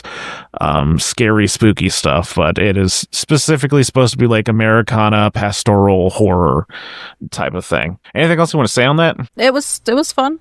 I liked it. Jeff, what'd you do Saturday? Yeah. I'm sorry, Doug, did you have more? No, then it was Brawl again. It was Dastardly Duos. Nice. Which How did I Jeff's won. Saturday go? Yay! Nice. What Saturday. What duos did you play? Sorry. No, good. I played Arena and Altus Okay. Nice. because A I wanted to very make keen everyone choice. hate me. Boo. Cue the ejectocito. Okay, now actually, Jeff, what did you do on Saturday? Saturday I had a lot less scheduled, so I spent most of the day just wandering the hall. I usually like to shoot interviews at conventions because it's fun and it's a good way to meet game designers and talk to people and learn about cool things. So I usually do a couple, 5 or 6 at a con, but this time I just decided I was going to go crazy, and I think I did 17 interviews. Boy. That is many interviews. Holy I crap. just walked around and if it's something looked cool, I would just go over and be like, hey, what's going on? Let's talk about your game. Mostly stuff that I was already aware of, a couple of things that I just happened upon. I think that was the day. So this is going to be for most people, you're going to have no idea what I'm talking about, but a handful of people listening to this are going to be like, oh my God, I can't believe you talked to this person. I just happened to overhear people talking about how they're doing a solo expansion for Battletech, and that the guy, or a solo and co-op, a campaign style thing, Okay, where nice. you can play co-op. And somebody mentioned that the guy that designed Heroes of the Aturi cluster was writing it and designing it. So if you don't know what that is, back in the day when X-Wing was still in its first edition, somebody designed a solo / co-op custom campaign for that game, and it became very, very popular. So if you were really into X-Wing back then, you probably know what it was. It's legendary. It's a really, really cool game, but then the designers of X-Wing chose not to make it an official thing, even though they should have, and long story short, it kind of fell by the wayside. But the guy that wrote that is working on the Battletech thing, so I managed to track him down and talk to him for a while on camera, which was super cool because I'm a huge fan. He's worked on a ton of other games in the interim. I could name them, but it's too late and I don't remember. Well, Snapship Tactics was a big one. It's like Lego spaceship dogfights. He did a bunch of work on that. He's worked on a bunch of other stuff. So that was really cool. I talked to Ronnie Renton from Mantic. I talked to a bunch of people. Oh, I think Saturday was the day that I actually interviewed Justin about Malifaux. 4th edition, kind of a big deal, came out. Oh, there's a that 4th edition? That French game about angry foxes? Yeah. Okay. Teehee. So that was cool just to talk to him about the launch and Some of the like what he's going to be working on moving forward. It sounds like an extra master for Thunders and Arcanist is the next thing on his design docket, which makes sense because we're short of master. Conveniently, those are my two favorite factions. Doug, we're still going to do an episode where I convince you the 10 Thunders are cool. Do I need to put on the facade that I still have beef with them? I can if you want. Not necessarily. I'll never forgive you for having Sonya Crid be your favorite master in the last episode of pod. Yeah, so I did a bunch of that kind of stuff and just like met up with a bunch of other people that I know from Discord and the internet and stuff like that. And then at night I ran Blood and Snow again. Snow cones, nice. Yeah. I also didn't kill this group. I decided that would be a bad way to learn the system. Yeah. But I did force them to fight some gigants in a cave, and it was fun. Everybody was very suspicious of the NPC that goes along on the adventure, and I play her like she's a ditzy, like high school girl. But they don't know this, but I know that that's just an act because she's actually, spoilers for this adventure, she's actually a doppelganger, but she's a good doppelganger. Somehow that's a thing, apparently. Okay. She has no ill intent towards the party. Like, she's just doing her sciencey nature guide thing. I don't know why. I don't know what the story is there. It's one of the very few times we see Neverborn that are not actively hostile towards humans, but that's part of the reason why it's fun. So I play her as like a ditzy, very like vapid woman, and the whole party immediately suspected her that she was like up to no good. So it was very funny playing that up the entire time, and they just kept being like, she's up to something, she's going to do something. And I was just, nope, she's just kind of going along for the ride. She doesn't care. She's just wandering through the forest with everybody. I could see why they would do that though. It's like, how could you be this ditzy in Malifaux and be alive? You should be in a gutter somewhere. Well, she was just like nonplussed about everything. Like all this horrible stuff's happening, and she's just kind of standing there. They're like, "How does this character react?" And I'm like, she's looking at the trees in the distance, and just it looks like she's really curious about the shape of the leaves and just like random whatever's going on. She's looking a rock. Yeah. I didn't go that far, but that would have been very funny. I was trying to give them the impression that this was all very mundane and like just.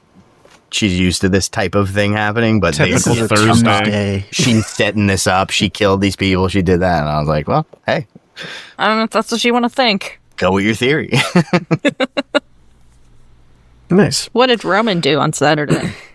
I only had 2 events on Saturday, but the first one was very long, which is why I was very glad that Doug made breakfast, because I needed a good food that would stick with me for a while, because I did the tournament. Which was very fun. I also, because Doug gave me the extra time by making breakfast, was in my Ivan costume the whole time. So clearly I was playing Arcanist, right? Obviously. Yeah. I know the Longshank says Explorers, but yeah, Arcanist for sure. Traitor. Now, round 1, I did get to play against an actual traitor. My opponent was a guy named Ryan, and he was playing Hoffman. Yep. I'm sad. Yeah. He's dead to me. The game itself was fine. It was very thinky. We had a lot of fun with it. There was a lot of chit-chat back and forth. I was playing Obscura. He was playing Steel Sculptor. We ended up tying 7-7, and it was a fun game. This was also the only time at the tournament where I was like, ooh, that crew might need a little something toned down, but it's not even the crew. It's specifically the Hunters. Hunters are a 6-stone model that do just about everything. I know they're loyal, but if they stay as they are now, I would be very concerned about Hoffman crews just being, I hire 3 Hunters and then pick what title I'm going to do. Or 2 Hunters as the case may be, because they just, that crew is very efficient and very able to set up, you're not going to kill my stuff. And they are very good. But the fact that that was the only thing all day where I was like, that might be a bit much, I felt very good about the addition as it sits. I was also very excited about this tournament because it was kind of the first time I've been able to say, hey, let's play some games. I'm not going to worry about taking notes on these games. I'm just going to play. It was super fun. Not all of the games ended, but all of them got into turn 4, if I remember correctly. And I believe, talking with other people, that was pretty much the whole case around the event. And some games also just full on ended. So the fact that we were all running, crews that up until that week had been changing every week and hadn't had a chance to like develop any knowledge of them because of that or what we're facing, I think we're going to be fine. They were doing 2.5 hour rounds. I could see in, 6 months to a year, tourneys being like, let's do 2 hours to 2 hours and 15 minutes or something, and pretty much being comfortable there. Not going to go into like every detail of every game here, but I'll quickly run over them. So with me tying, there were 6 people who won their games by like 4 or 5 or more points. So they were the top 3 tables, and the like 2 tables that tied were facing each other right below those guys. So that was me, right where I like to be in my submarine area if I tie round 1. Oh man, I can't remember his actual name. The guy I played was a delight, though. We had a blast. Hartigan JW on Longshanks. And he was playing Dreamer Fast Asleep. I hadn't seen Dreamer in the playtest since like right when the beta opened, I think. But it was really fun to see them. I was playing still Ivan, but this time double agent. And we had a lot of fun. Being double agent, I was just like, you're going to score points. I'm going to say turncoat, go do something else. I ended up winning that one.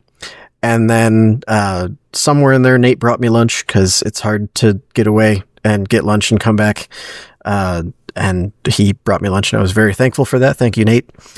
And then in the break between round 2 and round 3, I was talking with Grant, my buddy, who has also done an Ivan cosplay previously. This year he was Jackdaw. But we were chit-chatting about our Shadow Boy and kind of talked to ourselves like, hey, how many of these events have we been to where we're like kind of, maybe we'll get paired up with each other and it doesn't spread that way. One of these days we'll play. Oh, by the way, we're playing round 3. So very fun to finally get to play against Grant. He was a delight. Showed me Von Stuck, who I had not seen at all. He was honestly very cool. He's like, I'm playing Rezzers. What Rezzers haven't, like, do you have a preference on, do you want to see something you've seen before or not? I was like, show me something I haven't seen, because there's a lot of Rezzers in Indie. I just want something new. This was the thing that made me really excited about where 4th is right now. Von Stuck in 3rd was so Von Stuck that one of our local Rezzer players played him twice, said, I feel like I'm clubbing baby seals, even if it's people who have played this game longer than me. It's not fun, and put him in a box. This was super fun to play into. I definitely made some mistakes because I didn't know everything the crew did to plan ahead for it, though Grant did a good job about explaining it.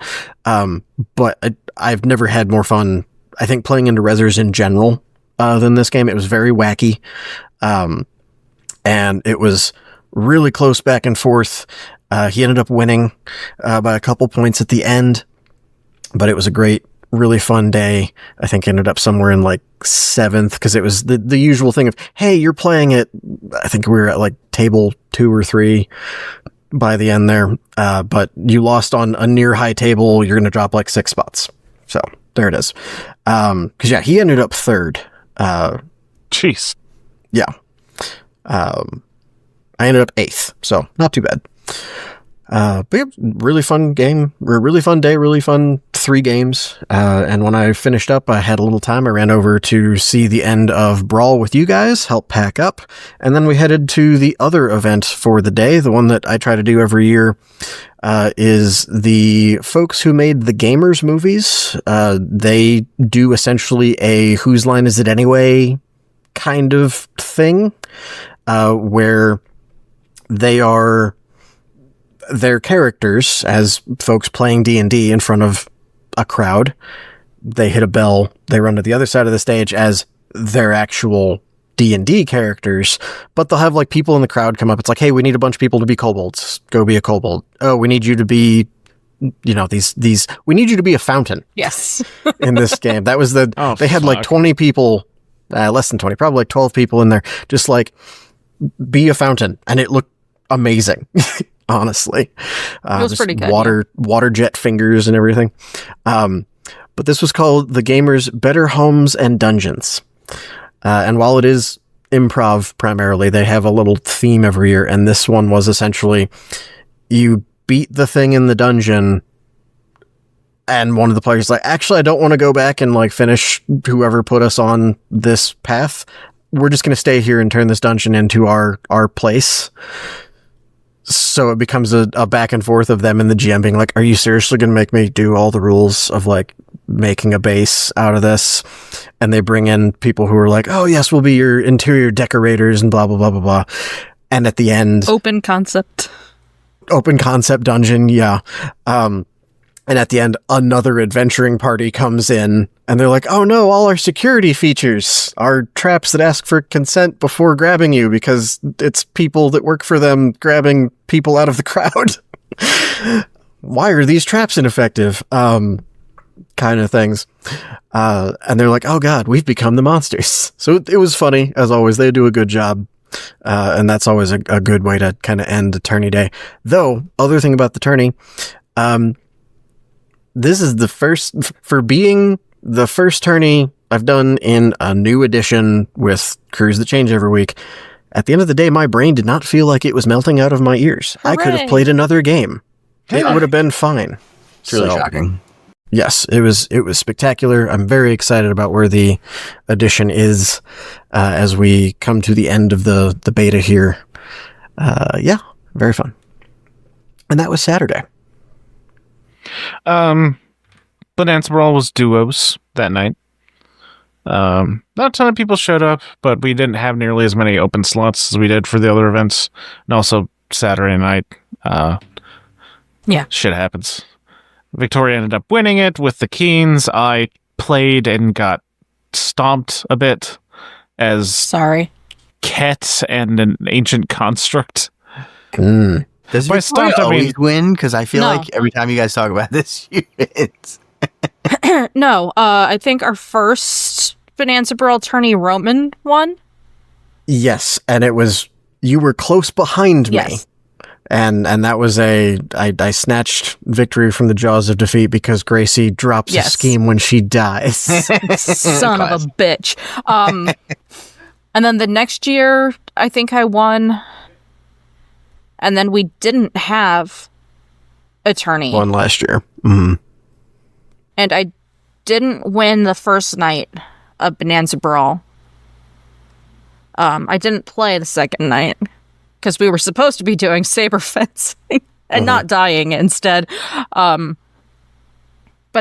yeah, I did win duos, but like I don't always win. You're pretty good at Bonanza Brawl. It's okay. Yeah, I have a strategy down for Bonanza Brawl. I know exactly what I'm doing. It's when people don't let you run away that you got to get violent. Look, Arena and Altus were a good choice for an opponent who did not want to let me run away. Because as it turns out, they do the violence very well. They do a good violence. They do a good violence, and they have movement shenanigans on top of that, so. Fucking Altus made me discard a 13. That's not my fault. No, turn 2, I had 3 kings, 3 13s, and the red joker in my hand. You got what you Amazing. deserve. You got what you deserve. That's gross. Hey, thanks. Fuck you. You're the one. You are the one who told me that I should take Altus and Arena. Yeah, yep. I did. Also, for anybody wondering, all of the Bonanza Brawl this year was still third edition based because we haven't updated the rules because we're waiting for the actual 4th ed rules to get solidly locked in before spending time on it. But we will be updating it once that happens. Yes. So yeah, we'll be working on it at the end of this month, and then hopefully have something before the start of winter. But designing an entirely new deck is just going to take a little while. Admittedly, we'll probably bring back old favorite cards, but there's a lot of rules that don't exist or work completely differently. So we got to definitely figure out how to jam pack new abilities and stuff into the game. I will still somehow figure out how to get the damn banana peel in there. Trust me.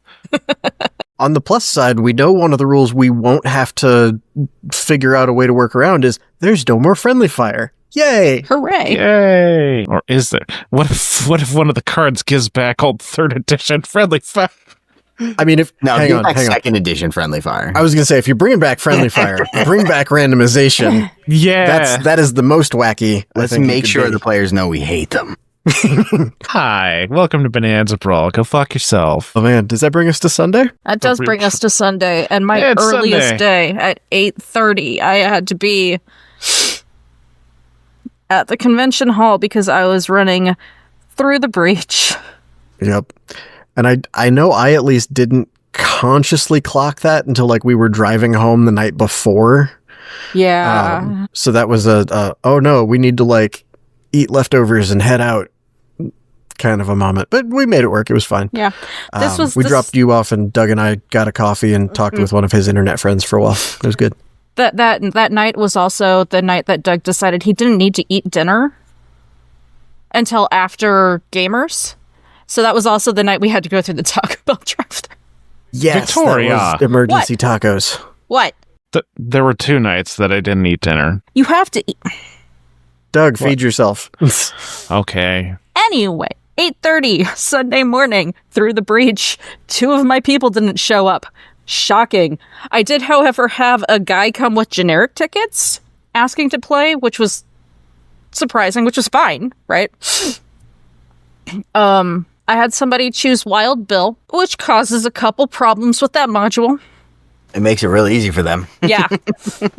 Wild Bill had no problems. Well, Bill's a robot. Yeah. Wild Bill is a robot. And a lot of the hazards in that only affect things that are alive. Yep. Sucks to suck, meatbags. It happened in my first game, but it ended up just being a funny joke about how he just didn't care about anyone and was like unfazed by the while everyone else was freezing to death. But yeah, as it turns out, I misread how the ongoing challenge was supposed to work. So I had to shoehorn in a lot of the discovery stuff. Post that whole thing. So if any of you are listening, I apologize. The font on that was very small. It also doesn't work the way a traditional ongoing challenge works. Pre-errata or post-errata, it's a little unusual and they don't explain it well. But it was pretty fun. My group, nobody got suspicious of the guide until Wild Bill. Like, they were almost there. Right? They were like just almost to the site, right? And that's when Wild Bill starts questioning things. And I'm like, my guy, you were on top of a mountain. None of you questioned this when she came busting in a window. Nobody asked any questions while you were in the town. Top of the mountain, sure.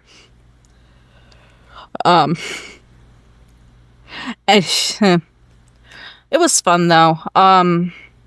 Nate ran the one right after me, so we got to hang out for a bit and chat because, you know, I ended up having to help like sort out the Fate decks because we ended up with like five or six different like sleeves of decks. None of them were an entire deck. Yeah, so we went through and pulled out like all the numbers and the suits and stuff, but it was Yeah, all the decks got progressively Yeah. less organized throughout the weekend, and at some point, somebody had separated them all on like Friday, I think it was. It was. It's a lot. That was probably also Nate. And I know I helped him at the end of Sunday get like 5 or 6 different decks put back together. Just because I was waiting for him and Katie, and sure, I'll help out. So yeah, it wouldn't surprise me. But yeah, after that, I just wandered, honestly. I met up with Megan briefly at the weird booth. And we just kind of wandered away. I got our booth credit. I fucked up and didn't remember the list Doug gave me. That's fine. We went back and got Sandeep. No, we actually spent money, our own money at the weird booth. No. Oh, no. Buying an Arcanist. Yay! That we're not Actually, going to this keep. Woo! This is Cole's. It was Cole's thing from the... From the raffle. Yeah. Yeah. Okay. I bought a bunch of art. But yeah, my only event was running through the breach. Okay, no. Jeff, how was your Sunday? Sunday for Jeff. Sunday was pretty chill. I didn't have anything to do until Teardown, so I just kind of wandered around and kept playing Molly, I guess, just being a Gen Con reporter. I would say Nelly, but ew. Yeah, gross. So, it's Molly. Corvy's Belly always does like a big showcase of all their stuff on Saturdays. So like after hours on Saturdays. So on Sunday, I went over to their booth and chatted with a couple of them about some of the new stuff they were talking about. They have their new fantasy game, Warcrow, that a bunch of new factions just came out for. So they had some announcements around some of that stuff. And a lot of the people there are very camera friendly. They're charismatic and they like to talk on camera, and they're fun to do stuff like that with. Whereas with Weird, I have to twist their arms to get them to talk to me on camera, which is fine, but They're shy. yeah. Yeah. Kelly told me, I think her exact words were over my dead body. I mean, I would be shocked if Kelly had time for an interview. She's in meetings all the time. At Gen Con for sure. At Adepticon it's a little more chill. And PAX actually, she's usually just kind of doing booth stuff. So, but yeah, it's not her thing. So, who else did I talk to? I went and saw the Doom board game because I like Doom. It looks like a board game. How much sand is in the box? I don't think there's any sand in the box. Mm. Why would there be sand? Doesn't seem very thematic. For Doom? No, Doom. Doom. DOOM. Doom. Okay, my bad. I heard Dune. Hunting demons. Gotcha. What else did I see? I don't know. Stuff. Yeah. I can't. My memories of Gen Con. I don't sleep enough while I'm there, so I just can't. It's very hard for me to remember any particular thing. You need unless to I'm take reminded. better care of yourself. Pot, I have a hard time kettle. sleeping under ideal circumstances. When I'm in a hotel, it's just never. It's never great. There was other things that I did on Sunday. Give me a second. Let me look at my notes here. We can talk about Iron Brush while you do that. Yeah. Doug and I finally had an event.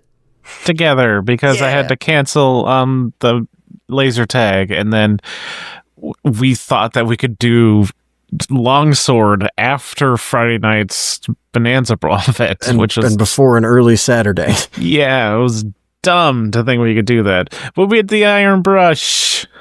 It was real fun. We won the Iron Brush. There is no winner in the Iron Brush, but we won it. Now there is. We did. There is.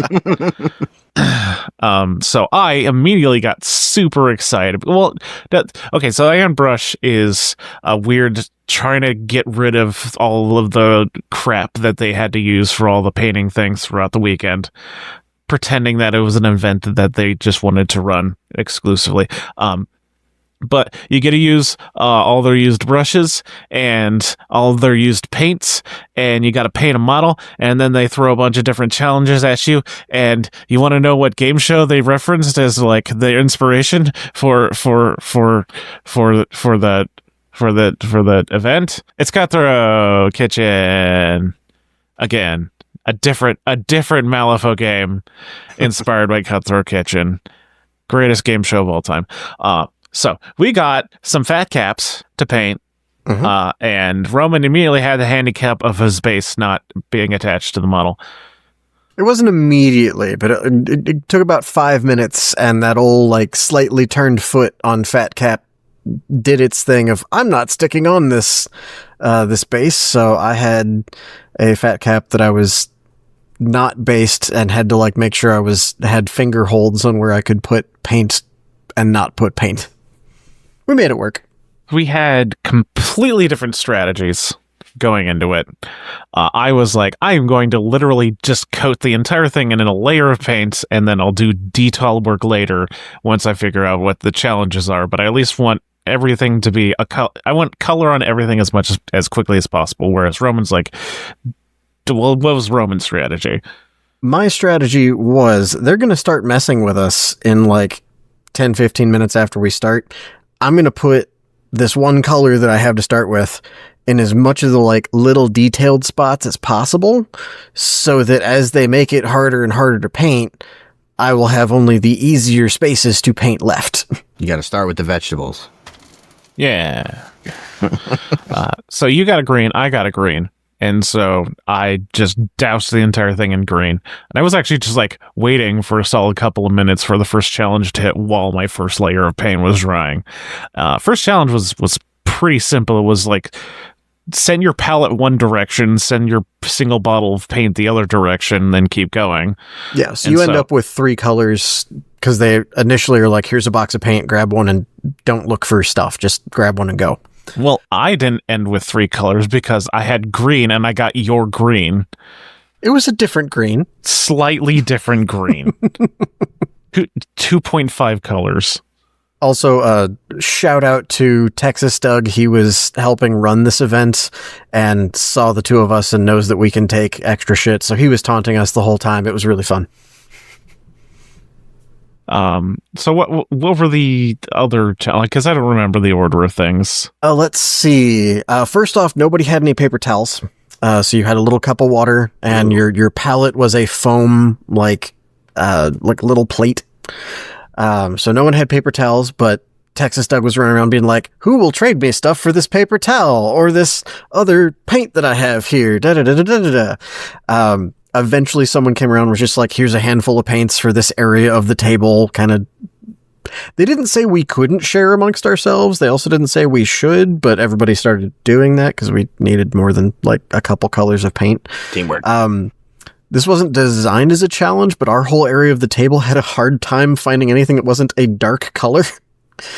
Like, there was no anything like white, pale. There was no pale anything on our area of the thing. So mixing colors was not helpful. Let's see. Some actual things were paint with the non-brush end of your brush. I thought that was going to be absolutely horrid, but there were enough speed paints floating around where they're a little more liquidy, and there's enough surface tension in those where if you stick the handle end of your brush into that, it'll hold on to a drop or two, and then you can just be like, paint go there. I was using it with regular paint. I was doing pretty okay. They gave us a little block of foam. We had to paint with that for a little bit. That was the first one. You can't paint with your brush. You got to paint with your block of foam. That was the point where I was like, I wish I had done what Doug did of just base coat as much of it as possible, because then that would have been good for like battle damage or something like that. Yeah. I decided to start doing detail work with that. Like the entire time I was like, fuck me up. Let's see how hard this can get. Come on, guys. So at one point I had traded my brush for like a better brush, I think, or I don't remember what it was. First, someone handed you a crappy brush and said, right. I'm trading this out for you. Okay. And then later you traded, I think it was 2 colors of paint for the ultimate brush. No, okay, no. Before that, I had traded 2 decent brushes for something, and then immediately got that swapped out. I think for the crappy brush. You traded your water at one point. I decided, okay, I'm gonna throw this out as like a really different. To challenge myself because Texas Doug wasn't torturing me enough. I was like, I need a pale color, Texas Doug. Give me white, and he didn't have white. He had pale yellow, which was good enough. So he gave him my water cup, and so now I'm painting without a water cup, which is a little bit more important than a paper towel. But it's okay. I cheated. Because the whole thing is covered in a lovely plastic tablecloth, and guess what? I had a bottle of water. So, whoops, I spilled some of that water on this tablecloth. Oh, hey, I've got water to clean my brush. It'll, like, kind of clean my brush, but I was mostly just using the palm of my hand to get a lot of that paint off. That's not cheating. That's just strategy. So, yeah, for the majority of the time, I was painting without a water cup. Shortly after that, I traded my water cup away for a bright orange, which I was very excited about. And then as soon as Texas Doug left with my water cup, I reached over across the table to one of the spots where no one was sitting and grabbed that water cup. That might be cheating. Nobody said I couldn't. It was fine. We were a team somehow in this in an individual event. But once my green guy got his yellow thighs that looked like corn cobs, I had a theme. Yep. And so the fat cap corn sweats was born. And at some point, they were trying to push off the ultimate. Okay, no, it was raise your hand if you consider yourself a good painter. And it's like, oh, this is obviously a setup for screwing with you somehow. So my hand shut up. And so, like, which one of you wants the ultimate brush? And, like, no one was volunteering. So I was like, fucking bring it. Give it to me. The ultimate brush ended up being, like, 4 really shitty brushes stapled together in a throwing star formation. And so one of them was halfway decent, so I pretty much just painted with that brush, with the exception of, like, I had a dry brush on there. And I only jammed myself in the eye once with that thing. God, any other, like, super interesting challenges from that? One was paint with your offhand, right? One was painting with your offhand. That one, I was definitely glad that I did I'm gonna leave all the detail or do the detail early, because at that point I was like, cool, I have kind of a base coat. Let's do this with my stupid hand. And even then, I was largely like holding the brush and moving the model with my right hand, which helped a lot in that case. Yep. I've never tried painting with my offhand, but I'm trying it right now, and I feel like I'd be okay at it. Well, you're lucky. If you're good at bracing with your other hand, it's actually pretty simple to do. You'd go a lot slower. That would be very slow, for sure. Yes. At one point they said, hey, everybody get up. You have to go give somebody else a compliment who is not sitting at your table, which was cool. We got to see what other people were doing. There was a lot of cool stuff going on. But when we came back, all our palettes were gone. So then it was like, okay, let me grab whatever colors I was working with before. No more. Gotta just kind of reach out and find what you need. Sounds like this event should have been called Texas Doug Bullies Everyone. It wasn't just him. There was also a guy who, like, I guess runs a store in Michigan was the other guy. So it was the two of them, but it was fun. The most interesting challenge, though, that I thought was they said, all right, we've been doing this for like an hour or a little bit over. Everybody put your mini down, stand up and stretch, good things you should be doing anyway. Now you're not allowed to pick your mini back up, and you can't sit down to start painting again. You must paint standing up while your mini is on the table, and you cannot touch it. Or you can't lift it, was what it was. This actually worked out in my favor when Fat Cap is very roly-poly and not on a base. So I could be like, well, I need to paint the other part of it. Let me poke it with a brush till it flips over. I just spun the base because I wasn't touching the model. Mm-hmm. Cheating. Yay. Strategy. Anyways. Yeah, it was fun, though. After a certain point, they said, hey, you guys have all been great, having fun. we're going to stop messing with you. Paint however you want. But before you leave, just bring your mini up here so we can get a picture for like social media and stuff. We weren't done at that point, so I kept going. And at that point, Texas Doug came around and was like, you're in a kilt. You're known for painting tartans. Where's the tartan on this guy? And I'm like, I will rise to that taunt, Texas Doug. I will rise to that. So I found out that painting a plaid onto a round ball is difficult, but doable. I, at one point, decided that I would be done once I decided I was going to do fucking freehand with the ultimate paintbrush. Freehand letters, by the way. Because obviously people ever needed to know that the robot was named Corn Sweats. Mm-hmm. So across the big bulbous carapace across his shoulders, I managed to write out Corn Sweats with this awful brush. I think that was actually the time I jammed myself in the eye with one of the unused brushes. Thankfully, it didn't have any paint on it.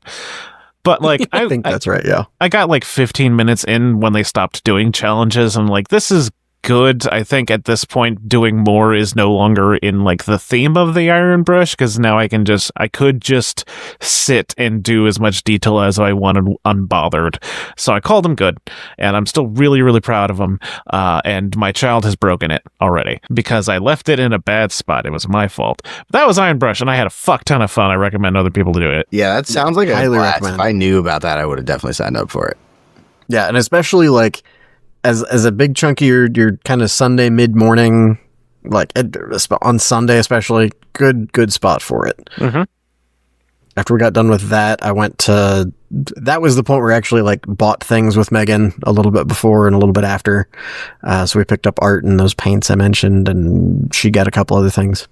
I got terrain. You did. Yeah. You found the terrain. I went over to TT Combat like on Saturday, and because there was like one kid I was really wanting for like the past year, and they didn't have it, and I got real fucking sad. And then they apparently found one in the back overnight because they had one kit of it on Sunday, and I was so happy. And they were like, "Hey, it's the guy that wanted that kit," and I was like, "Yes, it's me. Thank you very much." Mm-hmm. I didn't open mouse kits to anyone. I regret that. Even though after you found out what they charged you, you probably should have. God, yeah. Like I got it maybe a solid 30% off, and it was already like a decent markdown from their listed price. They had a bunch of sales going on because they told me the story. I forget exactly what it is, but they used to have a supplier here that used to do, because they're based in the UK. They used to have a supplier here that used to do the shows for them, and then they decided they were going to stop doing the shows for them. So they had basically like all the inventory that supplier had, and it was just a mess. So they were like, it's an easy way to sort this out. We'll put it all on sale and make everybody buy it. Yay. And that was our Sunday. I mean, we had family dinner at K-Pot, Hot Pot. Talked about how much we knew about the different districts of Malifaux. I forgot that there is a second new construction zone, so I also felt bad about that. That, and I was racking my brain for Beggar Tree. I'm very disappointed that they got literally one. I still appreciate our tangent going on, just sidetracking to discuss the area of Malifaux City in that one video. Thank you for having me on that, by the way. Yeah, that it was fun.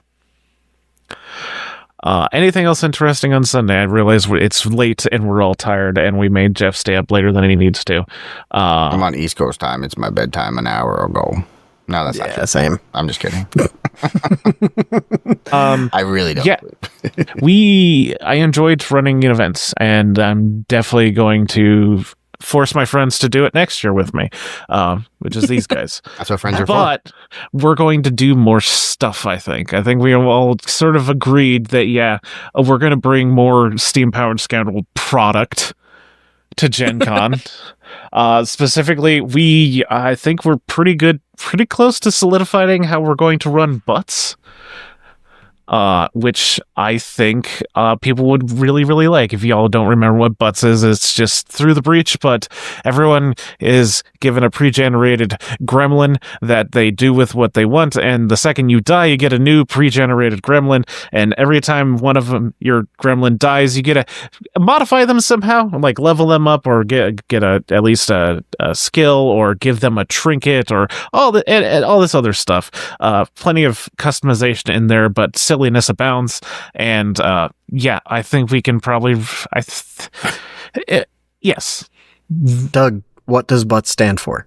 Bayou United Teamworks and Tactics Squad. There you go. Of course. Okay. Of course. Yeah. Of course. Of course. And I'm excited to do New Brawl next year. I do honestly think like you should reach out to Weird and go, hey, we ran it this way last year. It sold out. Can we run it like under your umbrella? Can you sponsor us?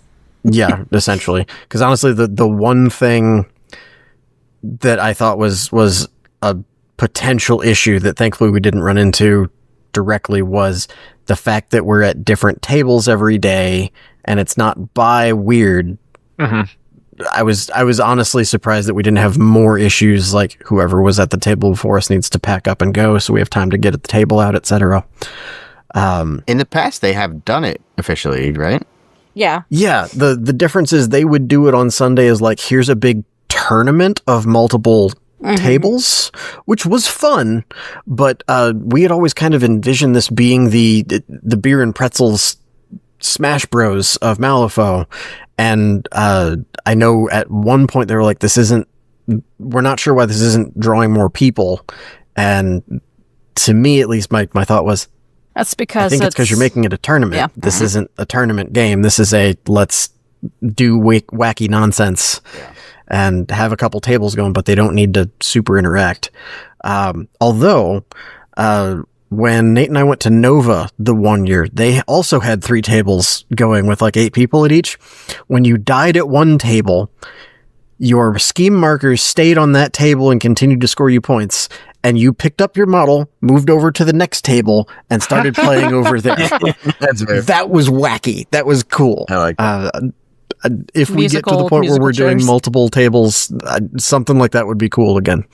But yeah, especially having it like as a quick one-off in the evening. I think it's a nice evening game. Mm-hmm. Yes. And I think the fact that it's sold out the first year we were doing it shows that. Yeah, I would suggest talking to Kelly about that, like towards the end of the year, or like because I think they propose their events in January. Does that sound right? Probably. I think it's January, like late in January. I asked them what they were doing, and they told me I can't tell you that, so I would decide I was going to run my own events, and I'm glad I did. Yeah, but well, this year the reason they probably couldn't say anything was 4th Ed. Now we know. If we can convince them to re-host it, it'd be cool. But like, can we also convince them to host Butts, and can we convince them to host Cutthroat? Because I would still also enjoy running Cutthroat, just with like a set amount of money per person, and not strictly donations to make it super unfair. At that point, you could bring in like poker chips or something. Yeah, that's thoughts. Yeah, but it's late. We've been talking about Gen Con for a long time, and Jeff EP. Victoria also EP. Roman's EP. Doug's probably EP, but he's trying real hard to not be, because I've got a host, and also I'm done constructing the terrain I was not putting together while we were having this discussion. My fingers are no longer going to hurt. Yay. Okay, I think that's good. But how high are you from the glue? That's the question. Do you get high from wood glue? Is that a thing? I don't think wood glue gets high. No. But the cool thing is, like, these guys, they split. Ooh. Oh, that's cool. Yeah. But the record showed, for those of you not watching right now, because we don't put this on YouTube, Doug picked up a platform that would work well in Carnival, and it is kind of dilapidated, and it pulled apart into 2 broken platforms. It was very cool. You all should be here to see it. It's the Gremlins Wharf table for Malifaux coming soon. Yeah. Hey, that would have been a good answer for that bonus question, and that no one got. and the sink. collapsed a hole. Okay, so I think that's good. Yeah, any last thoughts about Gen Con before we wrap it up? I think we should have a second Gen Con, but like 6 months later. Maybe. With blackjack and hookers. You know, as much as I like Gen Con, I'm not sure I could do 2 Gen Cons a year. I think 1 Gen Con is just enough Gen Con. You know, we're the Gen Con is a steam-powered lot. Scoundrels. We can host our own Gen Con. It'll be fine. It'll be fun, even. And then you can run whatever All right. events you want, however you want. Anyways, thank you, listener, for listening to us and putting up with several hours of us being silly and talking about sometimes Malifaux-related stuff. And thank you for coming on, Jeff. Yeah, thanks for having me. And just chatting about your time there, not specifically content creation thing, although you did a lot of content creation stuff. Good God. You were so much more dedicated to this than I am. Honestly, the interviews are just fun. It's barely, well, it's work when I get home and I have to edit them all, but it's fun while Mm-hmm. Yeah. I mean, I'll admit, I do enjoy the assembly videos. It's fun putting things together. Anyways, thank you, other co-hosts. Thank you, Victoria. Yeah. And thank you, Roman. Yay! Gold And stars for everyone. Thank you, Nate. Oh, wait, no, Nate's not here because of his fucking internet. Anyways. Is it in Husbandry? It can be. Fuck. Okay, we're going. Good night. Oh, wait, and as always, you always say, as the Scoundrels always say, fun is always in king. Enjoy your cons And your stuff. pros. Good night, Bye. everybody. Good night.